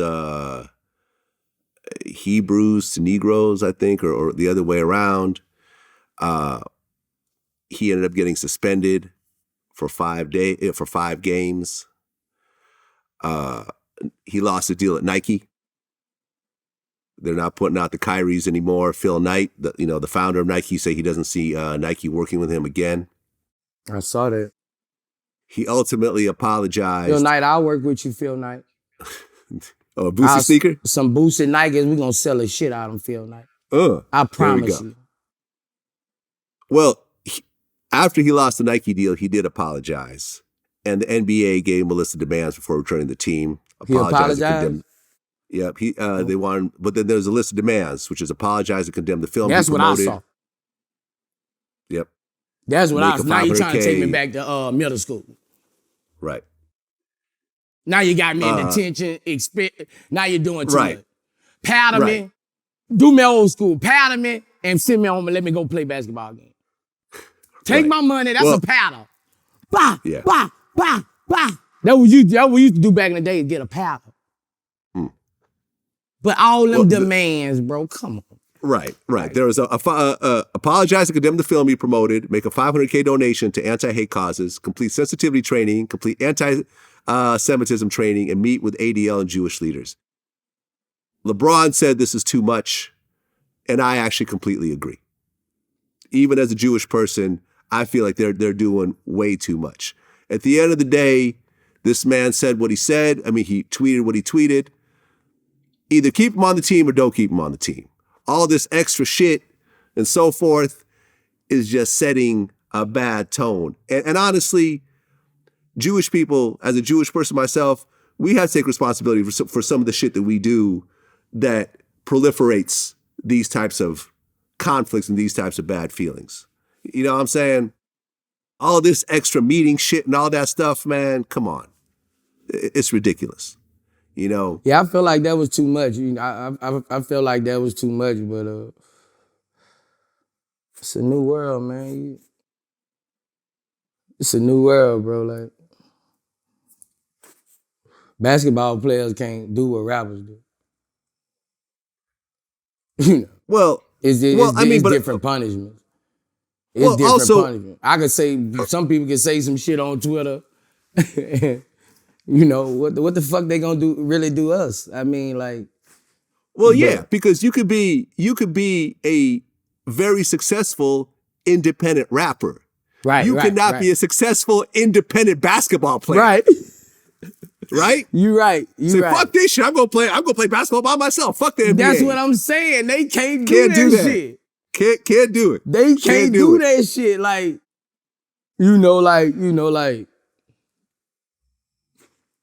but Kyrie got a little, stand up. He got his stand up in him. But I'm sure at the same time, Kyrie know some of the shit he can't say. I'm pretty sure that, I'm pretty sure he know that, but I think Kyrie's got to a point where he gonna speak his mind. He don't really give a fuck. I don't feel no, I can't say love the game because I don't know. I haven't been around him or affiliated with him to know that, but I feel like he's at a position where all he got going, the money, all that, not gonna make him be quiet and speak how he feel. Well, I personally don't feel that Kyrie really has the drive to play basketball in the same way that like a Kobe or a Jordan do. You see what I'm saying? Like, that's what I'm saying.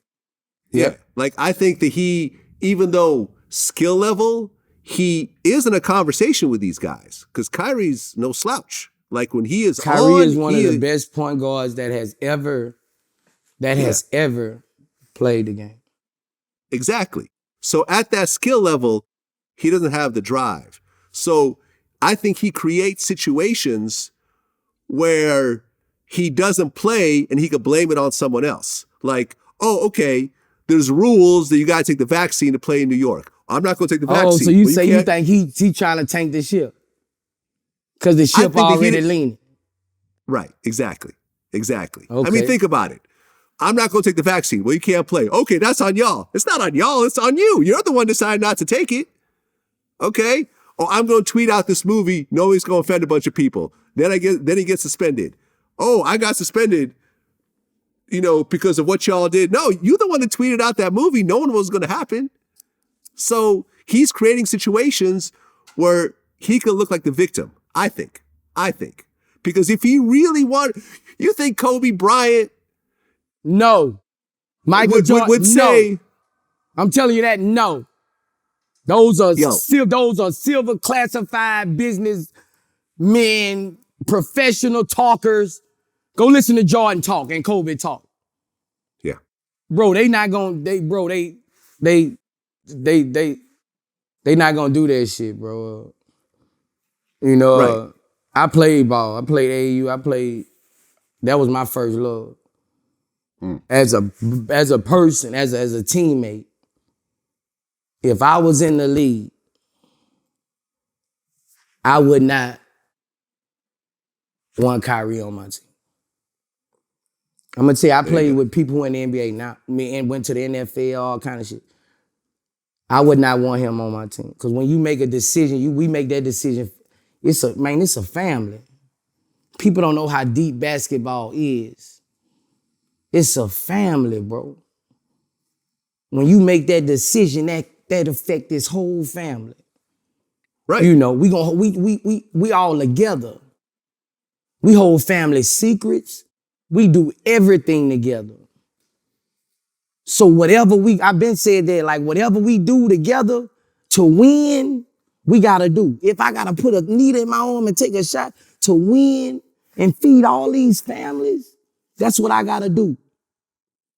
If I gotta shut my motherfucking mouth because I'm not independent, like you said, that's what I gotta do for this team. You know, when I played basketball, it was a family. You can't do shit. You know, it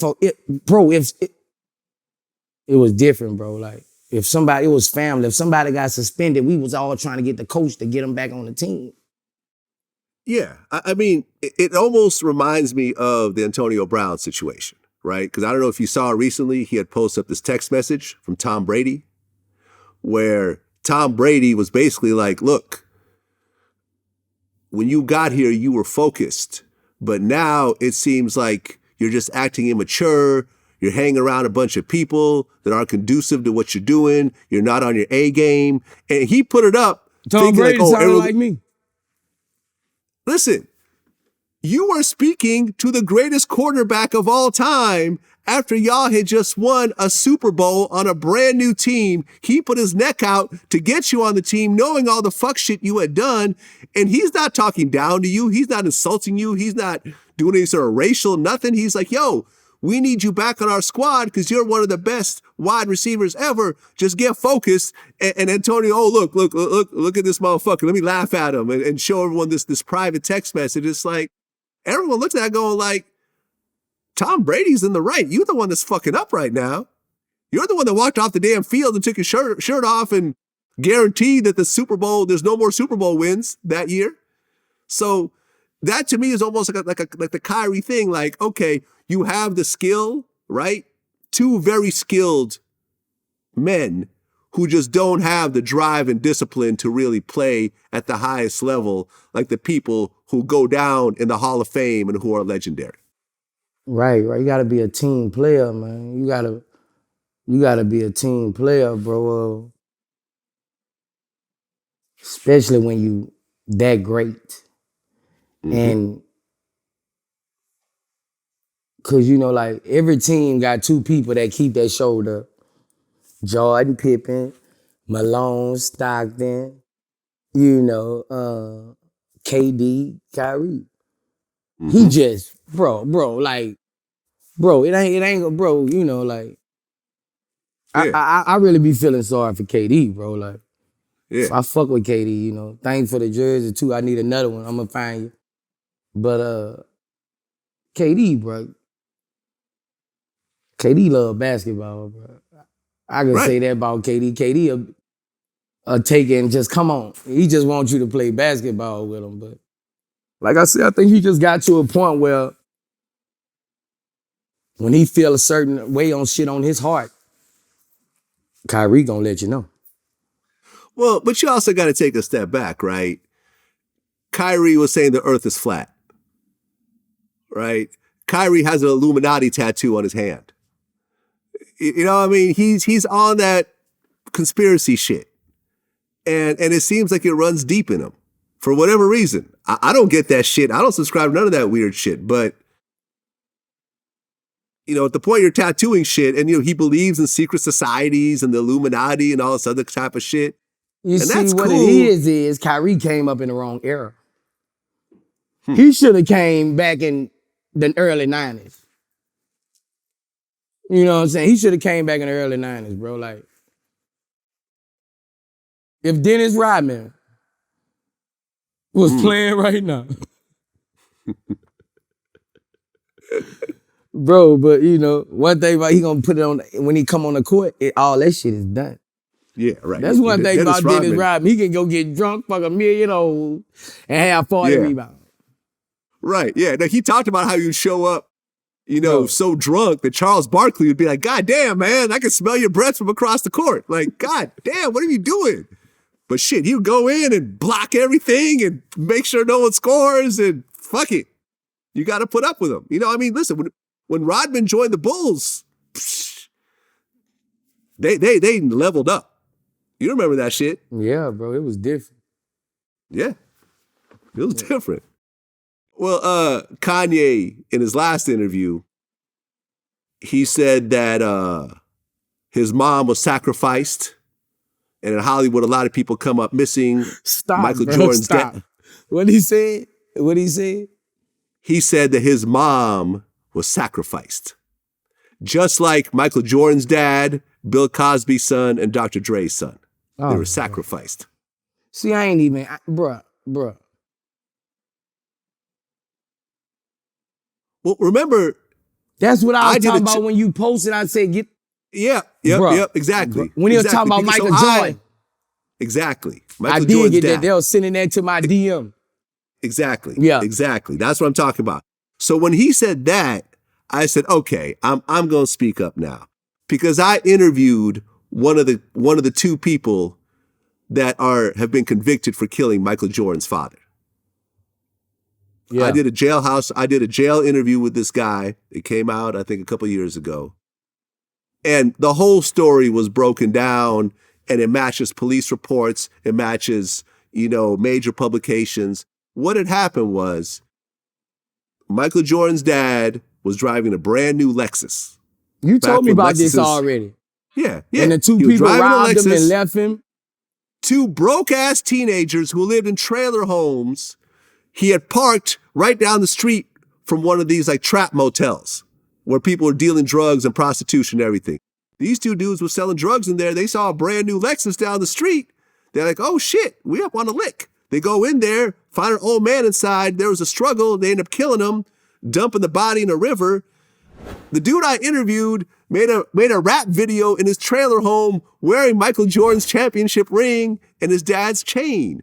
And he recorded the video. They found the video and it's part of the trial. We broke down the whole story. They went and hid the body and everything else like that. The motherfucker wasn't sacrificed. And I said, look, if you want to talk about your own mom's sacrifice, that's fine. But just keep other people out of this delusion, man. Because, Jordan lost his father. Like people lost their sons and fathers. And Jordan should, fuck all this. Jordan should sue the fuck out of him. The whole go. Jordan people, just like Jordan should sue the fuck out of him, bro. Yeah. Bro, you don't do that to, this goes to what I said before. He's using his big ass platform to bring pain to everybody else. That's what he's doing. He knows what he's doing. He's bringing pain. Kanye West, you need to stop, bro. Jordan should sue the shit out of him, bro. I'm a Michael Jordan fan. Jordan should sue the hell out of him. He just said your daddy was sacrificed. Yeah. Yep. Well, there was a rumor, there was a picture that was floating around that said that you were flying on Spirit Airlines. Yeah.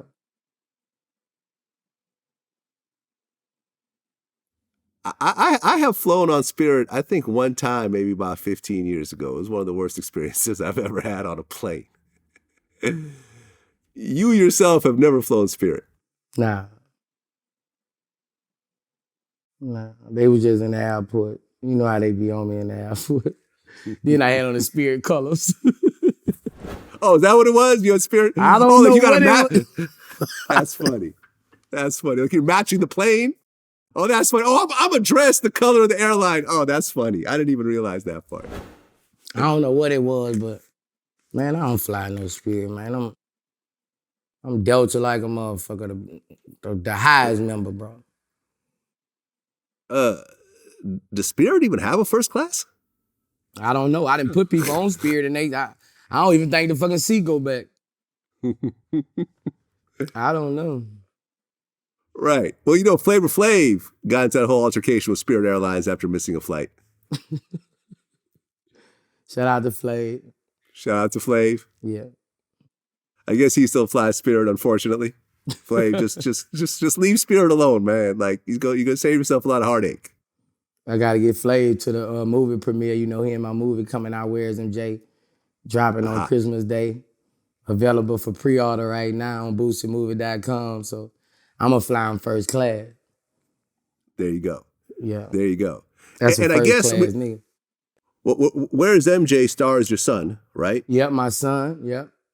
And it's kind of like, I think you described it as like a black Home Alone. Yeah, yeah. Desert Banks, Grove Hero, Trouble, me, Oh, Trouble's in the movie. me. I'm playing 3-4 different characters. Aha. Okay. Yeah, I'm getting my Eddie Murphy on this one. On some the clumps type shit. Not the clumps, but I'm playing 3 different characters in the movie. You Okay. got to see which ones I am. I'm gonna let you figure it out. Okay, fair enough. Yeah. Fair enough. Well, since last time you released your latest movie, which is Waterboys, Yeah. I'll be honest, I haven't seen it yet. All right. I You haven't need to go seen it yet. support me, Because- Vlad. No. I will. The whole thing is that I've been just crazy busy and I got sick recently. And I just needed, when I sit down with one of your movies, I want to have like 3-4 hours put aside so I can watch it carefully, take notes, everything else like that. So I'm not going to bullshit you and tell you that I saw it. I haven't seen it yet, but I'll definitely watch it. But I remember that there was an issue because when you had the premiere, no celebrities really showed up.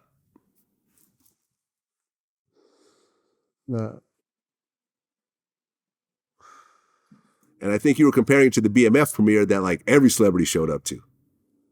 Yeah. I kind of But- threw it at the wrong time because it was the same week as Revolt. Ah, okay. But that wasn't really no excuse. But yeah, it was kind of, the same week as Revolt. But then I had to hurry up and put the film out because they had some other sharks finna put a film out. And I heard it was gonna be the same movie name. So I had to rush and put it out.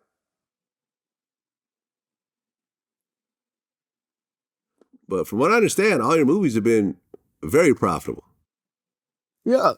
Yeah. Yeah, it ain't do what my struggle did, of course. Why is that? Because I had more time to promote it. I had more Okay. time. This was a shot in 1 month and released in 2 months. Aha. So and then my struggle was different because Corona had slowed it down and that made, I had a year or something to promote it. But yeah, it didn't do what my struggle did, but it's satisfying. Well, you know as well as I do, as someone that releases content, is you're just not going to hit a home run every time. Yeah, that's life. That's life. That's life. We put out 10, 11 clips a day. Some of them do great, some of them flop. But the next day, there's a whole new batch. Yeah. Back up at bat again. Yeah. That's the Just same is thing what with it is. anything. That's life. That's Right. with artists. That's with, Yeah. movies. Yeah. But in the process of doing it, you realize some of the mistakes you made. You realize how to do it better next time, how to save a little more money, where to spend your money, how to promote it. You build up your fan base, you build up a mailing list, and it just builds on top of each other. So, And maybe that's what I'm doing. Waterboys. That's what I'm doing. I'm trying to put out four or five films a year. There Vlad, I got live albums on boostedmovie.com right now. My lawyer's whipping up the contracts right now where I could take movies and put them on my platform. And it's boostedmovie.com, That's what I'm getting my fans to strive to because, Vlad, I'm up against a lot of powerful people, bro. Everybody else ops got choppers. My ops push buttons. It's a whole different ball game with me. For my movie come out every week, the week of, my Instagram gonna be gone. Ah, that's what you mean. I'm talking about, I'm like, bro, this shit serious with me. I get ads took away, I gotta count on my people to help me, Vlad. If my people don't support me, bro, shit get Well, real, Well, remember when you were getting ready to put out Waterboys, you asked me a couple times to post on it, and I was like, course. I called got you. posted. I be, it's not like Yeah. I'm calling people, ex Duval, let me go live with you, bro. I need the woo, the woo, the woo, like when you independent, it's a real struggle, bro. Like it's a real struggle, but when it come back, it's all worth it. You know what I'm saying? I just be hoping my people I consider friends help me, and my fans support me, like I need my fans to start supporting me, even when I had 12, 11 million followers. If only 200,000 something people bought my film, how many people love me who watching me? I want them people who, I done made you smile. I done made you laugh. You might not even know my music. Fuck know my music. Them for my day ones. They have no choice but to support me. They know how real I am. But I'm just talking about for the other 10 million people who I made get through the day, who I done made smile when they was down. You can't give me $9 or $12. All them motherfuckers in that Corona was on that thing. You can't give me $12. You can't get Boosie $12. When you go get a banana backwood pack and don't smoke number one out it. Come on, man, we gotta stay like, bro. Niggas ain't putting you in their world like Boosie. Like, I be feeling like, I be feeling like motherfuckers should start supporting me more, Well, I think you get a lot of support, man. You see what I these ain't say interviews a do. lot, didn't say a lot. I get a lot, I get support. But I'm talking about more. Yeah.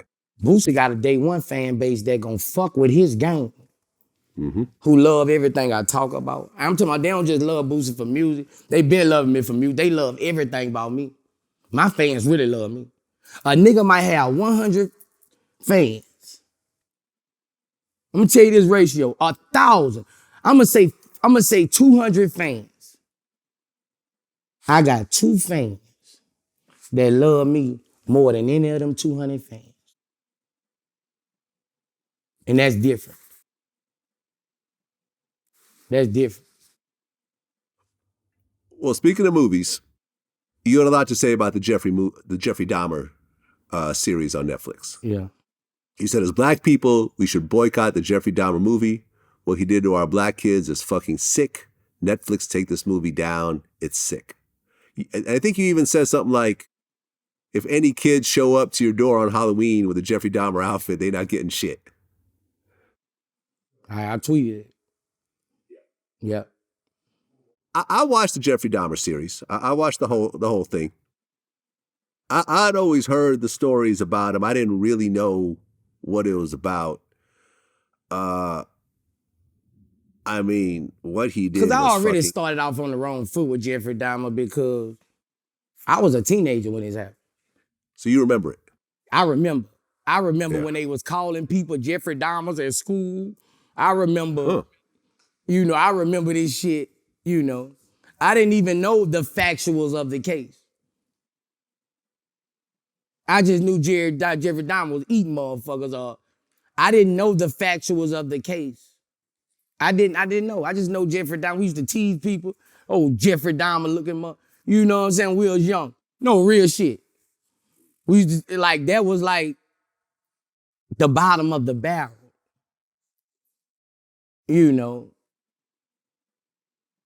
Then I went and watched this shit. I see this motherfucker Ted Bundy. This motherfucker stalking motherfucker and all our people. And what they was doing, the woo. Some of them black families ain't know them victims was doing all this. Sue they motherfucking ass. Did they know that? Did they go talk with Jeffrey Dahmer daddy and tell him that that's the conversation they had? Well, no, I don't think anyone was actually involved in the making of this film. Everyone they reached out to didn't want to talk about it. So this what the fuck I'm saying. Like, you bringing this pain back into all these people's lives, bro. And I didn't like that, you know. And you know, I don't like, you know, I don't like, you know, I don't like my race to get talked to. You know, I didn't know it was like that. I'm like, what the fuck? I really thought he was taking his own kind, you know. No, he was focusing mostly on black and like Asian, men. He would basically take them back to his house, drug them, and then like basically turn them into zombies. Like he would drill their heads open and like use them as like living dolls or zombies, and then have sex with them, and then eat parts of their bodies and shit afterwards. It was really some real disgusting shit. But if it does make you feel any better, you should watch the last episode, because a black prisoner actually beats him to death. Yeah, I know, With, no. After that, I turned the TV off and I read the full story. You know, he needs to be out of jail. Well, yeah, he got beat to death by a black inmate, and they showed it, and it was graphic. They showed it? Oh yeah, that's what I'm saying. Just watch the last episode. Just go to episode 8 or 10 or whatever the last episode is, and you actually see the whole interaction between the two, and how it was basically this black inmate who, is around him. Oh yeah, I Googled it. I read about his son. He caught him. Yeah, he caught him. He caught him by himself in one of the rooms. Ends up killing this other white dude who, like, I think like raped his daughter or some shit, and then went and just took off on Jeffrey Dahmer, just beat him with like a metal pole, like part of a workout equipment, and just beat him in the face to death. Right. You can't have sympathy for Jeffrey Dahmer. No, of course not. He was a real monster, like a real true life monster. Yeah, man, fuck Jeffrey Dahmer. Yeah, stop talking about Jeffrey Dahmer. Your glasses starting to look like Jeffrey Dahmer fucking glasses. I'm high now. I done got high. Your glasses starting to fuck me up. New subject. R. Kelly. His lawyers filed new motions. They want his conviction thrown out and want him back out again. So I guess that there was, I read about it. There was a pair of motions where they said the prosecutors failed to prove all the elements required to convict R. Kelly for the crimes. His lawyers said the evidence failed to show Kelly sexually abused a teenage girl for the purpose of producing child pornography, or the images moved in interstate or foreign commerce, such as crossing state lines. She also wrote the prosecutors failed to show Kelly took steps to persuade, induce, entice, or coerce 3 victims into sexual activity. They also filed another one saying that the one of the witnesses, the clinical trial psychologist, lied about how much they were getting paid. They said they got paid way less. So based on that, they want the conviction thrown out or possibly a retrial. And then R. Kelly's manager just got 20 months in prison for stalking one of R. Kelly's accusers. You think R. Kelly's going to get out? If God want him out, he gonna be out. It's up to God, man. All this shit up to God. I don't care what a jury got. I don't care what a DA got. I don't care none of that. All that shit is up to God.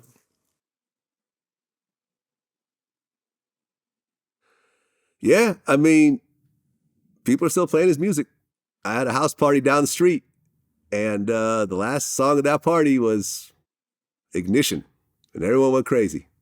Yeah, you can't take what he, can't take that away from him, bro. You can't take that away from him. Yeah, I mean, a once-in-a-lifetime talent that, Right. you We gotta stop, like, the system, the system is, we gotta stop taking away, letting our troubles get taken away from our talents. Like, it's just, I don't feel that's right as far as the legacy that we carry on. You know, if Michael Jackson was found guilty, would nobody listen to his music anymore? Would you take all that shit away from Mike over lawyers fighting and seeing who could make the jury say yes? And no, man, we can't take that away from people. You know, stop talking about people past and let them grow. I said that in Rocket Man. Can you stop talking about my past and help Boosie grow? Yeah. We gotta start bettering each other. Like, Well, yeah, I mean, plus you're talking about at that level, man, because I remember I interviewed Tom Mesro, who was Michael Jackson's lawyer that helped him beat that big case. And he said something interesting. He said when the first accuser sued him, when the first Michael Jackson accuser came forward, people around Michael told him to settle. They're like, listen, just pay him off a couple $1 million. You're going to make way more money. You put this thing behind you. You'll go on with your career and it'll all be over. Michael told him that was the worst mistake of his life because all that did was open up a Pandora's box of a whole bunch of other people coming forward and say, ooh, me too, me too, me too. Michael Jackson told me in no uncertain terms that settling that case in 1994 was the biggest mistake he'd ever made. He should never have settled it. He should have fought it through a trial. He would have won. It was an absurd case.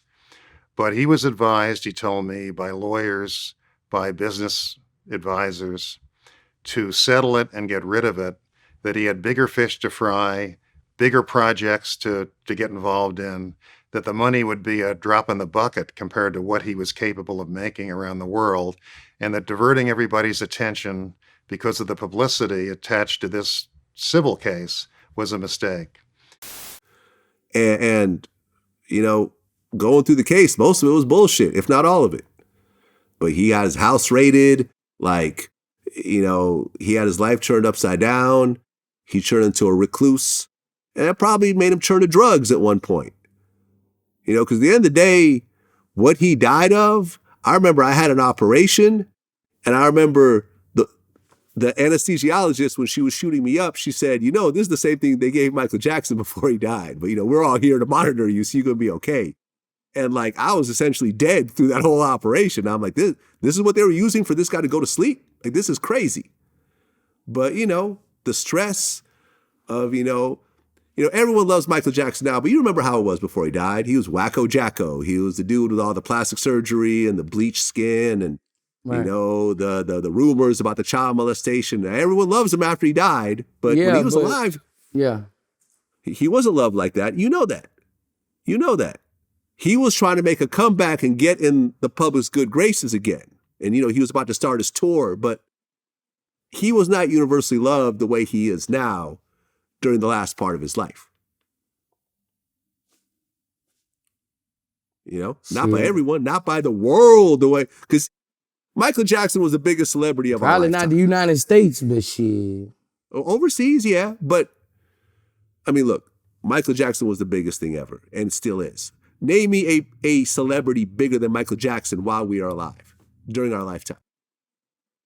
Who? Name one person. Shit, I don't know. Not R. Kelly. I don't know. I don't know not nobody R. Kelly. more famous than You're Mike. not going to say, R. Kelly was not more famous than Michael Jackson. Hell no, not even a 10%. Yeah, that's what I'm saying. Yeah. Not even a 10%. Not even a 10%. And that's coming from you being R. Kelly's number one fan. Right. Right. See what I'm saying? Well, speaking of Michael Jackson, Akon said something really interesting, I think on Shannon Sharp's show. He said, in this day and age, the only person, in my opinion, that could have achieved just as great of a legacy as Michael Jackson would have been Chris Brown. I just believe that Chris Brown wasn't surrounded by the circle of creative people that Mike was surrounded by. Because Chris got the talent, he just needed the direction. So imagine if Chris had Mike's team. Just imagine that. But Chris, he got Bloods around him. He got little gangbangers around him. He didn't give the audience. He didn't have the guidance. He's smart, but he's smart in what the generation attracts. Agree or disagree? I kind of agree with him. I've been saying this for 20 years. 15 years. 15 years I've been saying this. As soon as Chris Brown came out and started dropping those records like Run It, and I remember at the time I was DJing, so I was playing with people's vocals. I'm like, this dude's vocal tone is like nobody's who's out right now. Just think if Chris Brown, first of all, they didn't have social media. Right. First of all, hold on. We're gonna kill that. That's what's gonna make him stronger. They didn't have social media. Right. All you had to judge him off was his voice, his looks, and how he moves. His shows, his performances. His shows, his performance. His music, his songs. Just think about it. Just think his music videos. Just think about it. You had the mystique of it all, right? Just think about it. Think about it. Think of if the Rihanna thing never happened. Take that out the picture. Bro, like social media, bro. Mm-hmm. If they had Instagram when Michael Jackson was going to trial, he was done. Yeah. He was done. You know how many memes he would have been done. Social media, man. They make everybody feel like that and think like that and give them the choice to think like that. Let Michael Jackson would have went to court. Child molestation charges. You know how many memes with babies and bro, it's different. Yeah. It's different. Yeah, no, look, like Chris Brown is phenomenal at what he does. And you throw in the dancing, but listen, Akon worked with Michael Jackson. They got songs together. Yeah. So he's not just talking out his ass. Yeah. And did Akon ever work with Chris Brown? Hold on. Let me look this up. Yeah. Yeah. So Chris Brown Don't make me and some Akon, Kool-Aid, man. Chris Brown and Akon got a song together as well. So he's worked with both of them. So he's not just talking out his ass. And Chris Brown is one of these talents, but remember Chris Brown was like a blood at one point? Like, he was like wearing red rags and hanging around with Bloods and everything. That's what he's talking about. Michael Jackson was like, he was just obsessive with what he did. You know what I'm saying? Like Michael Jackson would sit there constantly. Like, I'll tell you this, because I've interviewed Darkchild and Teddy Riley, who both produced a lot of Michael Jackson stuff. And they both told me the same thing. I said, what is it about Michael Jackson recording with him that's different than any other artist that you guys have worked with? And they've worked with the Whitney Houstons, they've worked with all the biggest artists, he said. And they both told me something similar. And Rodney told me this first. He said, when Michael Jackson goes into a booth, he is dancing while he's singing in the booth. He is dancing so hard in the booth that by the time the song is done, he has to take off his shirt because he's drenched with sweat and put on a whole new shirt. Michael danced in the booth so hard that the headphones would be coming off his head. He had to have like three different pairs of t-shirts with him because he would sweat out his t-shirts in the booth. He sweat them out because he's performing the song in the booth. I remember when we did Rock My World, and he sweated out that he had to change 3 times. And that's every song. That's how much he gives, how much energy he gives in the booth. Like the way that Michael really embodied the music was like no other human being that they've ever done. And I think with Chris, it was like, hey man, I'm a great singer, I'm a great dancer, I'm good looking, whatever. And now I'm rich and I'll just do it at my own pace. I don't think he was just like a psychopath and obsessive with the shit the way a Michael was. And if you want to get to that level, you got to be like that. Now, I feel like Michael knew how to get bigger and bigger and bigger and bigger. And he knew that with everything that he did. That's why I think he dyed his face and all that, because he knew how to get bigger. You think he did that to get bigger? I feel like Michael wasn't happy with who he was. You know. And I feel like he knew how to position himself to get more. That's how I feel. Chris Brown is just, he following his heart. He ain't tripping about no motherfucking career. He know he that nigga. You know what I'm saying? And that's what probably separate them, like you saying. I feel like Michael was on a mission to grab the world. Well, yeah, because, I mean, for example, okay, the story is that he had a vitiligo, right? That you know, his mom said that he didn't want to look like a spotted cow, you know, which is why he bleached his skin. Well, if you have vitiligo, you could just wear makeup and make yourself brown again, right? Your natural color. If part of your pigment is being lost, why not go back to your real color? That's what I just said. That's why you think, bro, you want to be, right. You know. Your nose, did you have some sort of nose No, situation? He had a beautiful black nose. Yeah, he had a wide. You get to hang around a lot of white people. You get to talking like them, even looking like them. You know. You gotta understand that. Right, his hair, the wigs, and it's be how you raised also. You know, he was raised with strong black parents. If you're a young person and your role model or anybody, the biggest people you looked up to, you was around those people, they had a white woman, you usually grow up wanting a white woman. Your role model, who you've been around all these people with billions, millions, and all of them got a white woman. Well, hold on. Well, one of Michael Jackson's role models was Marvin Gaye. Marvin Gaye had a black wife. Marvin Gaye was that dude that everyone looked up to in that world. He was that dude before Michael Jackson. So yeah, I know, but I feel like Mike wanted to be more white than black. Possibly. I mean, you could. I mean, if you look at his appearance, I mean, you can't really deny that. Why take that beautiful flat black nose? Why take that beautiful black flat nose? Why you ain't dye your skin black?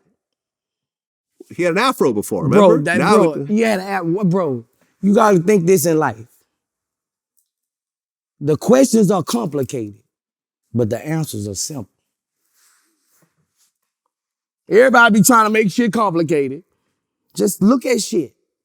The answers are simple. If I cut my black nose off, dye my black skin, what color do I want to be? The answers in life are simple. We just be asking these questions. What was the whole deal with you and Maury and the DNA test? I was trying to, you got like 4 people in my clique, then stuck they log in the same tree. And it was becoming a problem in my circle. So I just like to take pain and turn it to triumph. Okay. So I'm like, man, I wanted to go on Maury and, you know, take my 3-4 people out my gang and find out who the father is. Okay. Are you potentially the father? Oh, not me. Okay. I just won't go on the show and be on there saying the results. Okay. Just think if I was saying the results and that, hey. Because, you know, I'm a big fan of Maury and Jerry Springer, so I always wanted to go just be in the crowd. But I won't go on stage. It was the perfect time for me to get a chance at Maury. But they don't want to do it. They acting like some... You wanted to hear, you are not the father. I wanted to say it. I won't give him that look before I tell him. You wanted to say, okay, I got it. Well, you think you the daddy, nigga? That's funny. One of my Vlad TV YouTube members, Esco1972, he wanted to ask the question, which I asked for him. He said, "What is the oldest woman that you've ever slept with? What age?"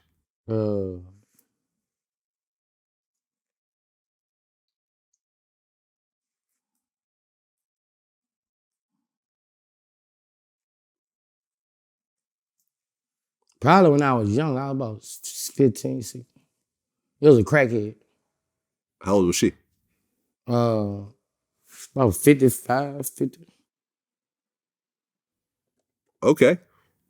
That is a big age. That's like 3 times the age, more, almost 4 times. Yeah. 4 times the age. That was the oldest difference. Yeah. Okay. Would you still do that? I mean, I'm a Scorpio. I'm attracted to women. Like, I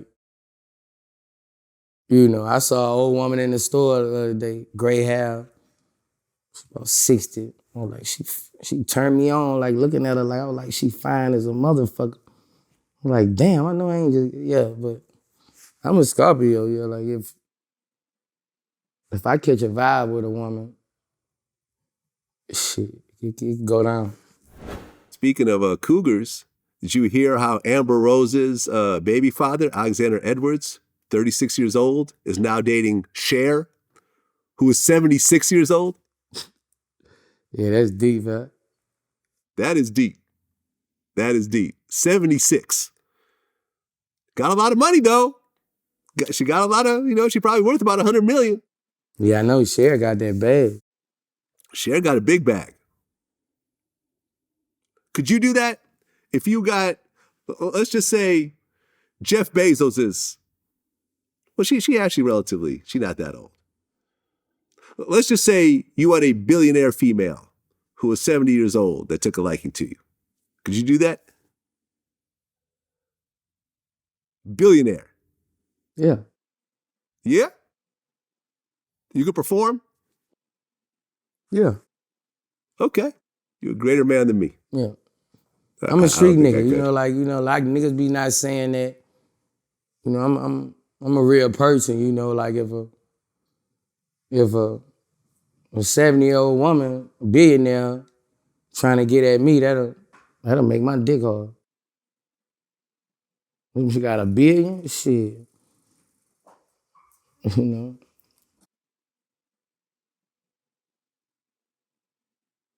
Hey, man. Just like girls see a nigga with a sack. Some girls see a nigga with a sack and they pussy get wet. Oh yeah, Bob Johnson, who used to own BET, he like, I don't know, like 80 or 90 or something. He got a little 30-something-year-old, 40, you know what I mean, a little young fly thing. Right. Got her on the red carpets. Right. Hey, that's how it goes. That's how it goes. Bro, That's how it goes. Your truck got stolen while you were doing an interview with No Jumper? Mm-hmm. What truck was this? Was it something you were renting or something Rent a car. Okay. So they just stole the whole truck? Yeah. That's crazy. California, them niggas don't play, boy. I've had my car stolen in LA before. I've had my car broken into in LA. Not recently, but that's kind of a crazy story. Yeah. So, but you had insurance for all that shit. So, yeah, my car got stolen at No Jumper, man. They ain't get shit. They got a Louis Vuitton sweater or some shit, some shades or some shit. It wasn't nothing. Yeah, that's too bad. But at the end of the day, you got insurance for that shit, so it just is what it is.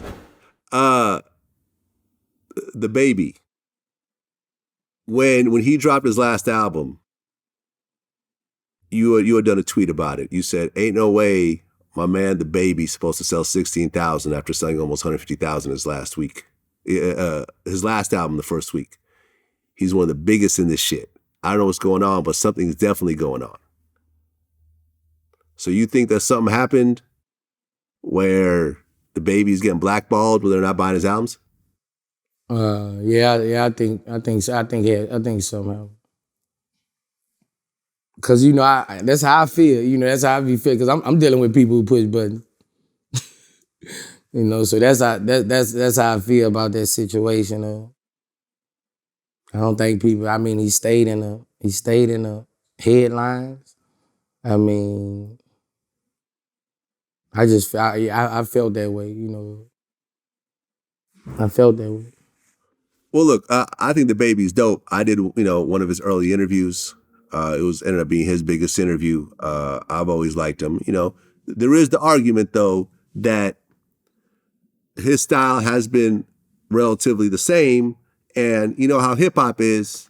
People's tastes start to change, and if you keep your style the same way, people sometimes move on to whatever the next style is. Who on the top right now whose style ain't the same way?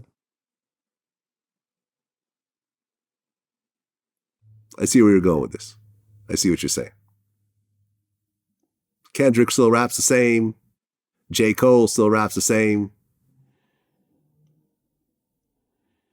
Drake definitely raps the same. 21 Savage raps the same. All right. You got me on this one. You're right. Lil Baby definitely raps the same. Switching their flow to impress motherfuckers and all that. Niggas ain't switching their flow up. Nigga, that's my flow. Yeah, who changed their flow? I got you this one.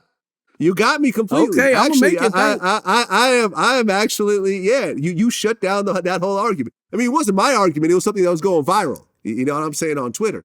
But yeah, no, you're right. Everyone, Jay-Z pretty much raps the same. Nas raps the same. Like yeah, man. Everyone who's Migos never switched up their style. Like Travis Scott raps the same.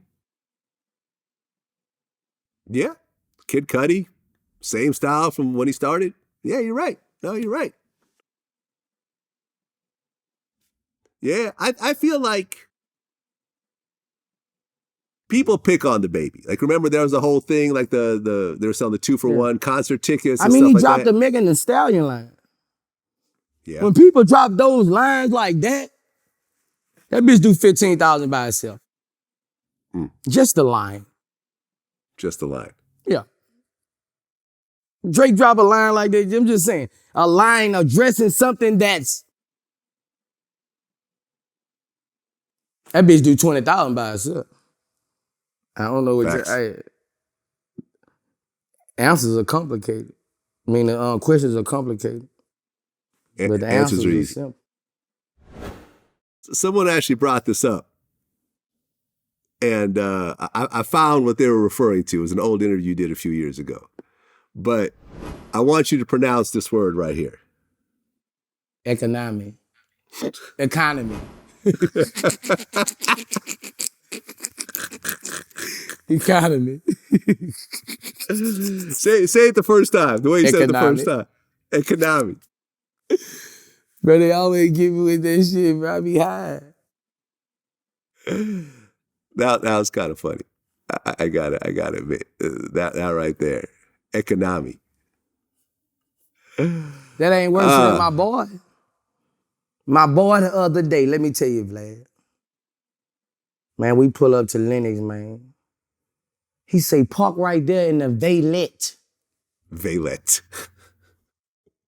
I say, that's the valet, man. He say, park in the valet.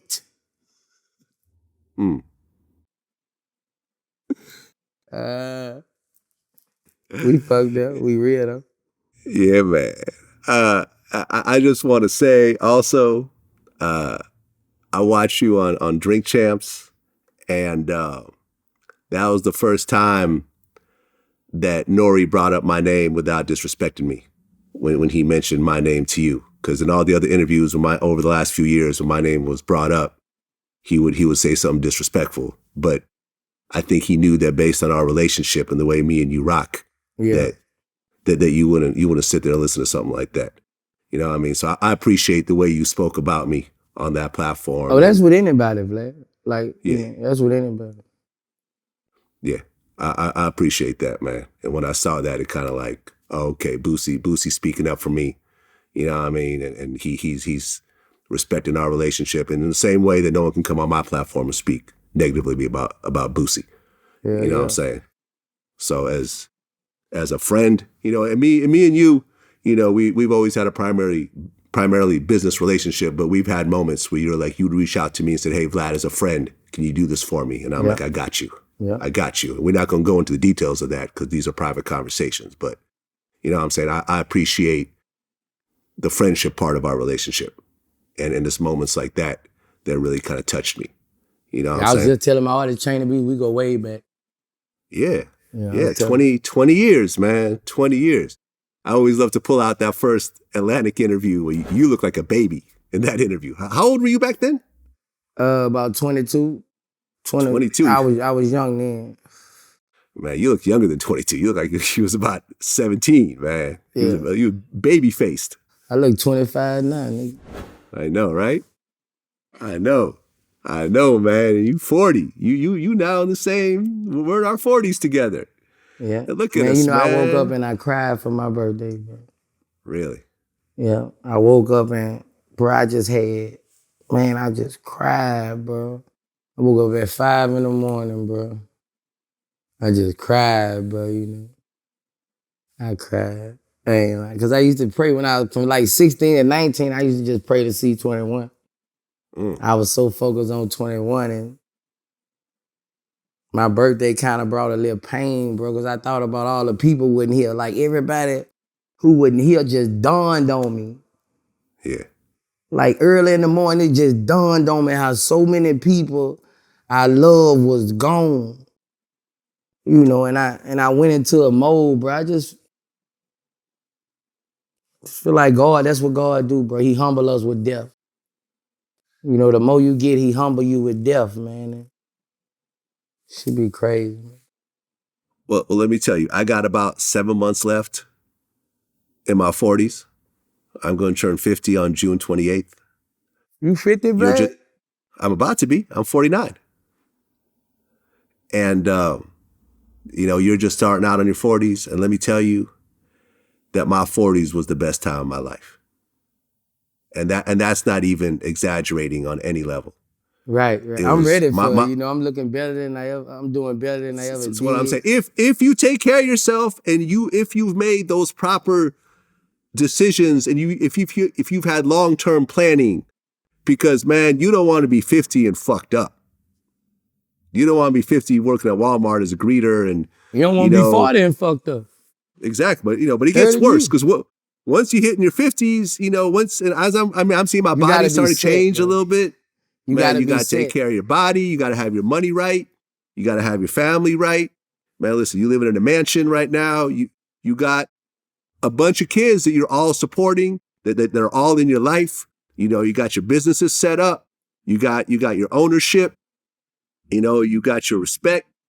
You got your health.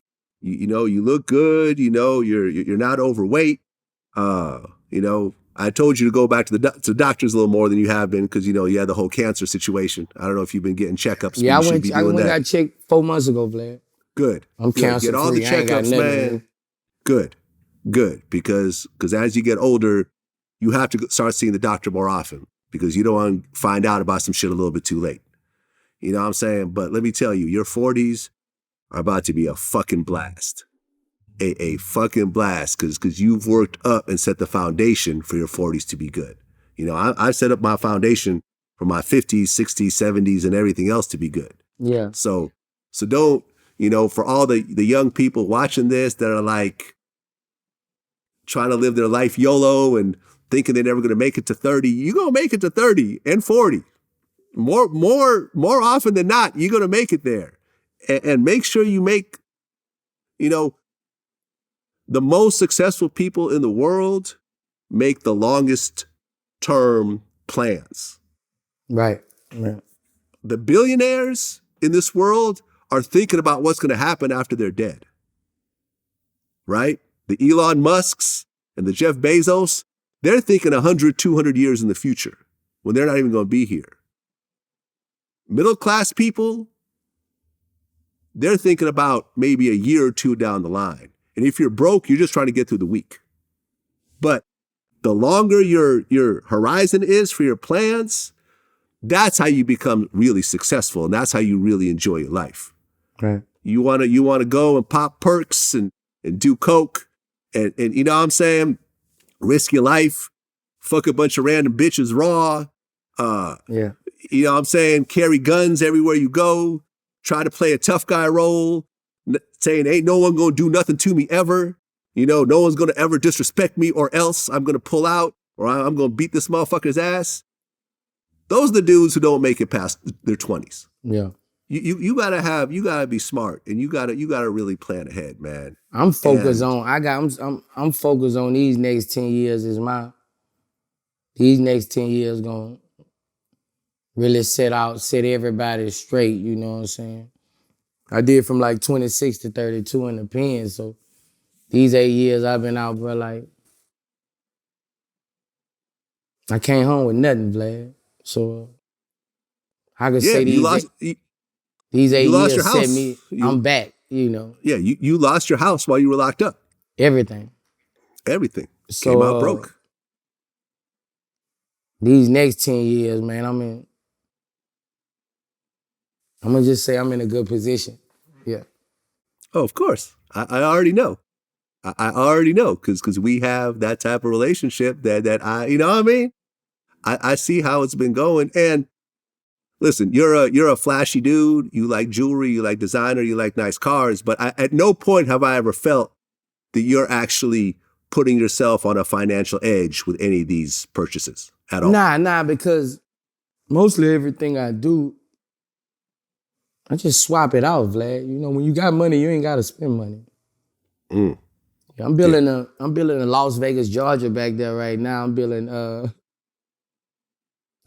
a huge pool, like one of the biggest in Georgia, with the Batman mansion and a container home.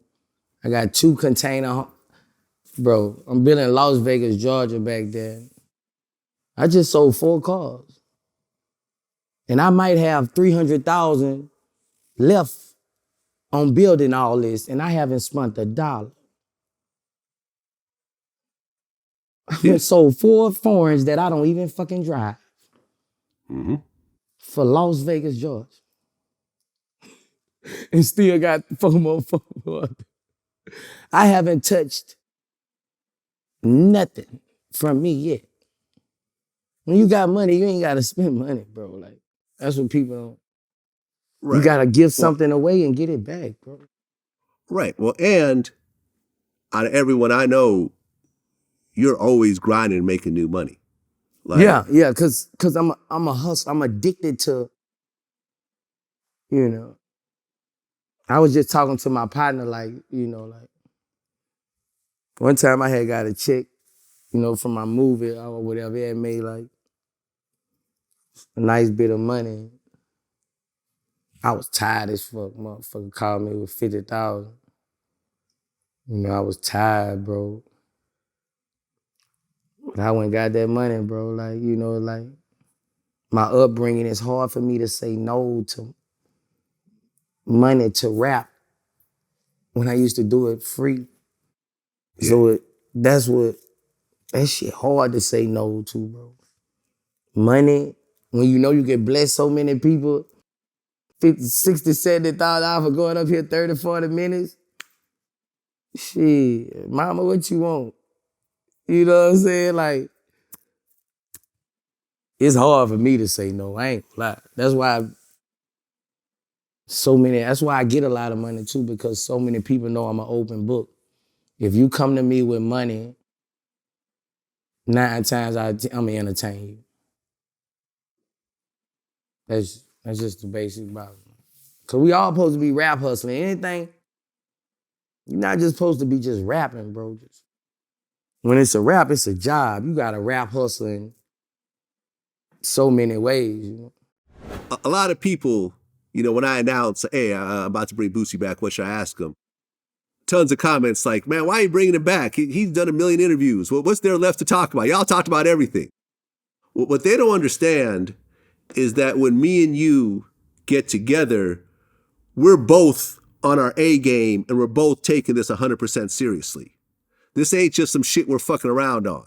Like, I know that I have to prepare and spend hours, sometimes days, coming up with these questions and putting this together. And when you sit down, you're not, okay, I'll give you an hour and then I'm out. No, you're like, okay, I'm going to sit down for as long as you want, and I'm going to perform, and I'm going to really put on a show and really take this interview seriously, because I understand that this is my job right now. Right. And because you got two A-level dudes putting this together, the product is the product. And, well, like 20 million people tune in every time because they know that it's not going to be a disappointing interview. There's been lots of people I've interviewed, and by the time I do a second or third interview, I'm like, man, I'm done. Like, this dude ain't taking it seriously. He just here for a check, or he's just here because his manager told him to do it, and he not really serious about what we're doing. Because I'm taking it seriously every time. You part of my platform, bro. You just how I get my message out, bro. Yeah, you're part of my platform. You know, when you talk about the teams, how you got like, you know, Jordan and Pippen, or, you know, Kobe and Shaq, Vlad TV got Vlad and Boosie. Like, you know what I mean? This is the core of what we do. And I think a lot of Vlad TV fans know us for what we do, right?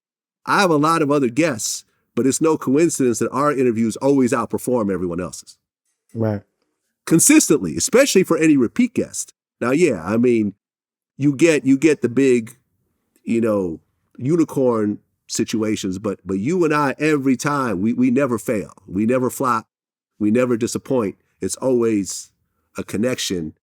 And we've been rocking like this, I mean, really 20 years back, but for the past, I don't know, 7, 8 years, every time. Boom. You know? And we appreciate each other, and we respect each other, and we do well fucking with each other, man. And you know, that's why I want to continue it. 5 interviews this year already. We might get a 6th one in before the end of the year. And next year we're going to start all over again. Let's Just go. the same way. Before I let you go, I want to say rest in peace, Aaron Carter. Someone I've interviewed 2 times. He was, I don't know, are you familiar with Aaron Carter at all? Yeah. Okay. You know, as a kid, he was a big deal. Sold millions of records. Yeah. You know, got into a real bad drug problem. He was huffing, you know, like the aerosol cans.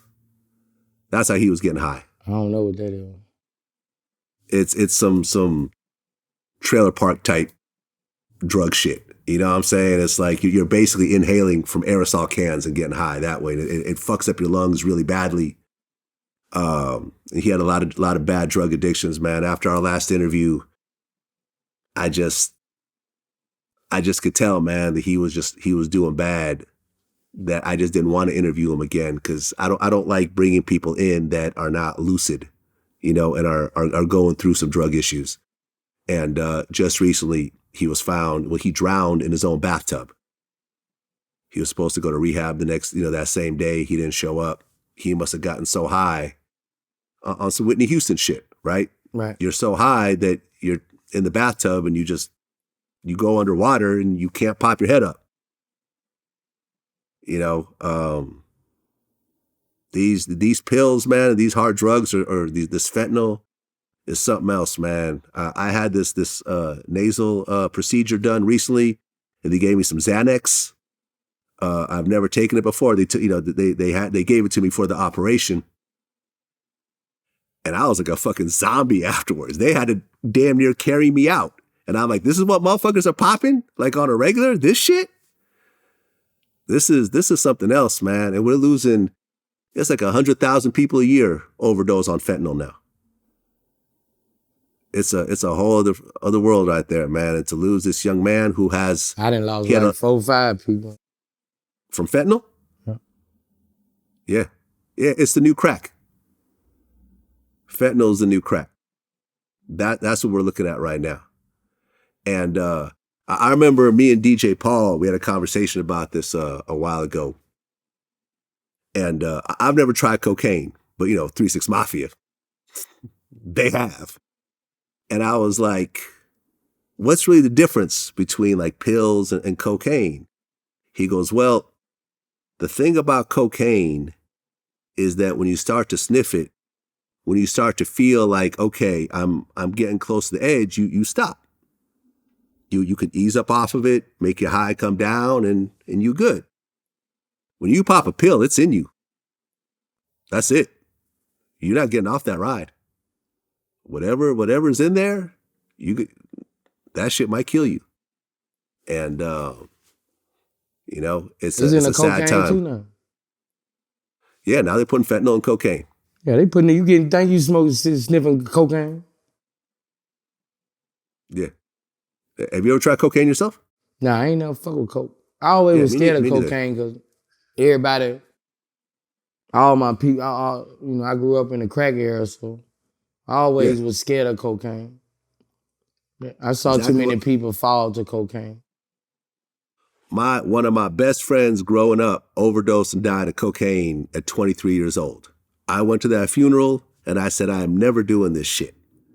If this is what happens at age 23 when you're young and healthy, no thanks. Yeah. And over I the saw years, my uncle, man. My uncle played for the Raiders, bro. Like, oh, I saw him lose it all to cocaine, bro. yeah, Real Yeah. shit, bro. real shit. The Real shit. The kingpin across the track had his Super Bowl ring. Hurt my heart, boy. Wow. Oh, because he sold the ring to get some coke. Yeah. So my first job out of college, the guy sitting next to me was the first programmer that was ever hired at Apple Computers. He got a bunch of stock. And I'm talking to he was telling me about the early days working with Steve Jobs and everything. And I'm like, if you got all this stock, why are you still working? Why are you next to me right now? And he looked me dead in the face and said, cocaine is God's way of telling you got too much money.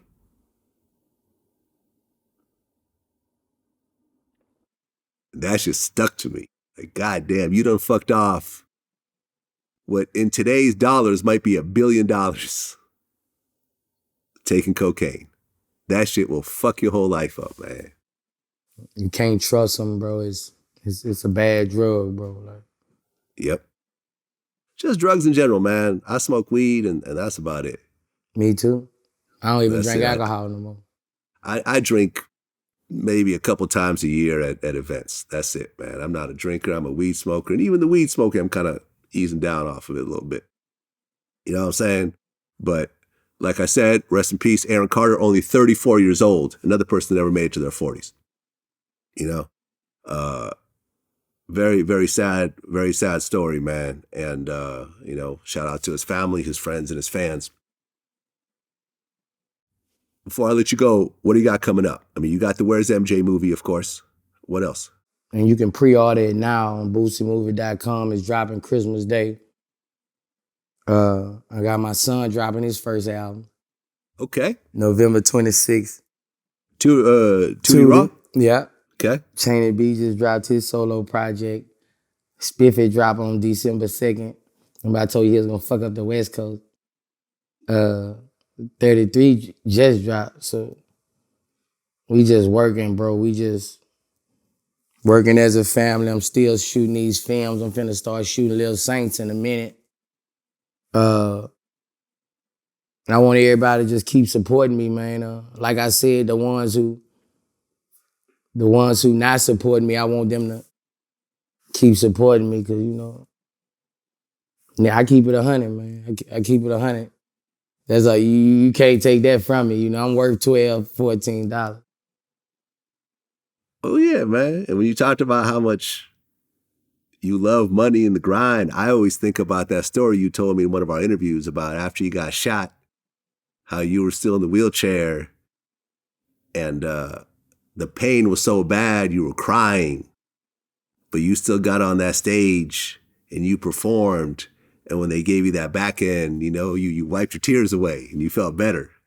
Like my first 2 shows, I was hurting, Vlad. Then I had tears in my eyes going back on the bus. I was hurting. I was hurting. Damn. Taking all these pain pills, I was fucked up. But you were still doing it. Yeah, but I smiled when that motherfucking back end came. Yeah. Yeah, and after I got up there, but I was hurting. And I'm like, man, that's a motherfucking hustler right there. Look at that. That's some shit. That's some shit you gotta respect. So, that's how I look at you. You know what I mean? When I think of Boosie, and if there's a story to personify how you are, it's like at the most painful moments, you still gonna put on that show and you still gonna perform and you gonna take that shit seriously. When most people would be like, something, man, I'm fucked up today. Just cancel the show, we'll reschedule, whatever. You know what I mean? You take this shit seriously. And what I found over the years is the most successful people that I have interviewed, Snoop Dogg, Nelly, yourself, like people like that are always the most professional, they take the most. I remember Snoop had a movie premiere for this reggae documentary that he was doing, and he sat there for like 2 hours taking pictures with fans. Not even industry people, it was just fans that showed up. And every person, like, you just see the way people move. I remember first time I met 50 Cent, we were in a whole big room full of people. He went around and shook everyone's hand, like 30 people. I'm 50 Cent. And this was when he was on fire. Yeah. You know what I'm saying? Like the most successful people, they don't act Hollywood. They don't act like rock stars. They're the most humble, respectful, nicest people. And that's why they're in the positions they're at. Yeah. And all these rock star types, they come and go. Yeah. And that come from being a street person too, because I think 50 use tactics like me. That's how I do. I don't let you be quiet in the room. I'm trying to talk to everybody. Because if you're quiet, you're talking about me. Or you're making something in your head about me. So I like, that's the street nigga, I'm finna bring your character out. I'm finna, that's a gift for gab. Y'all don't know about that. A gift for gab. It's street shit. Yeah, man. That's what it is. Boosie, another classic interview in the can. Wish you all the best. Wish your family the best. Until next time. Peace. All right.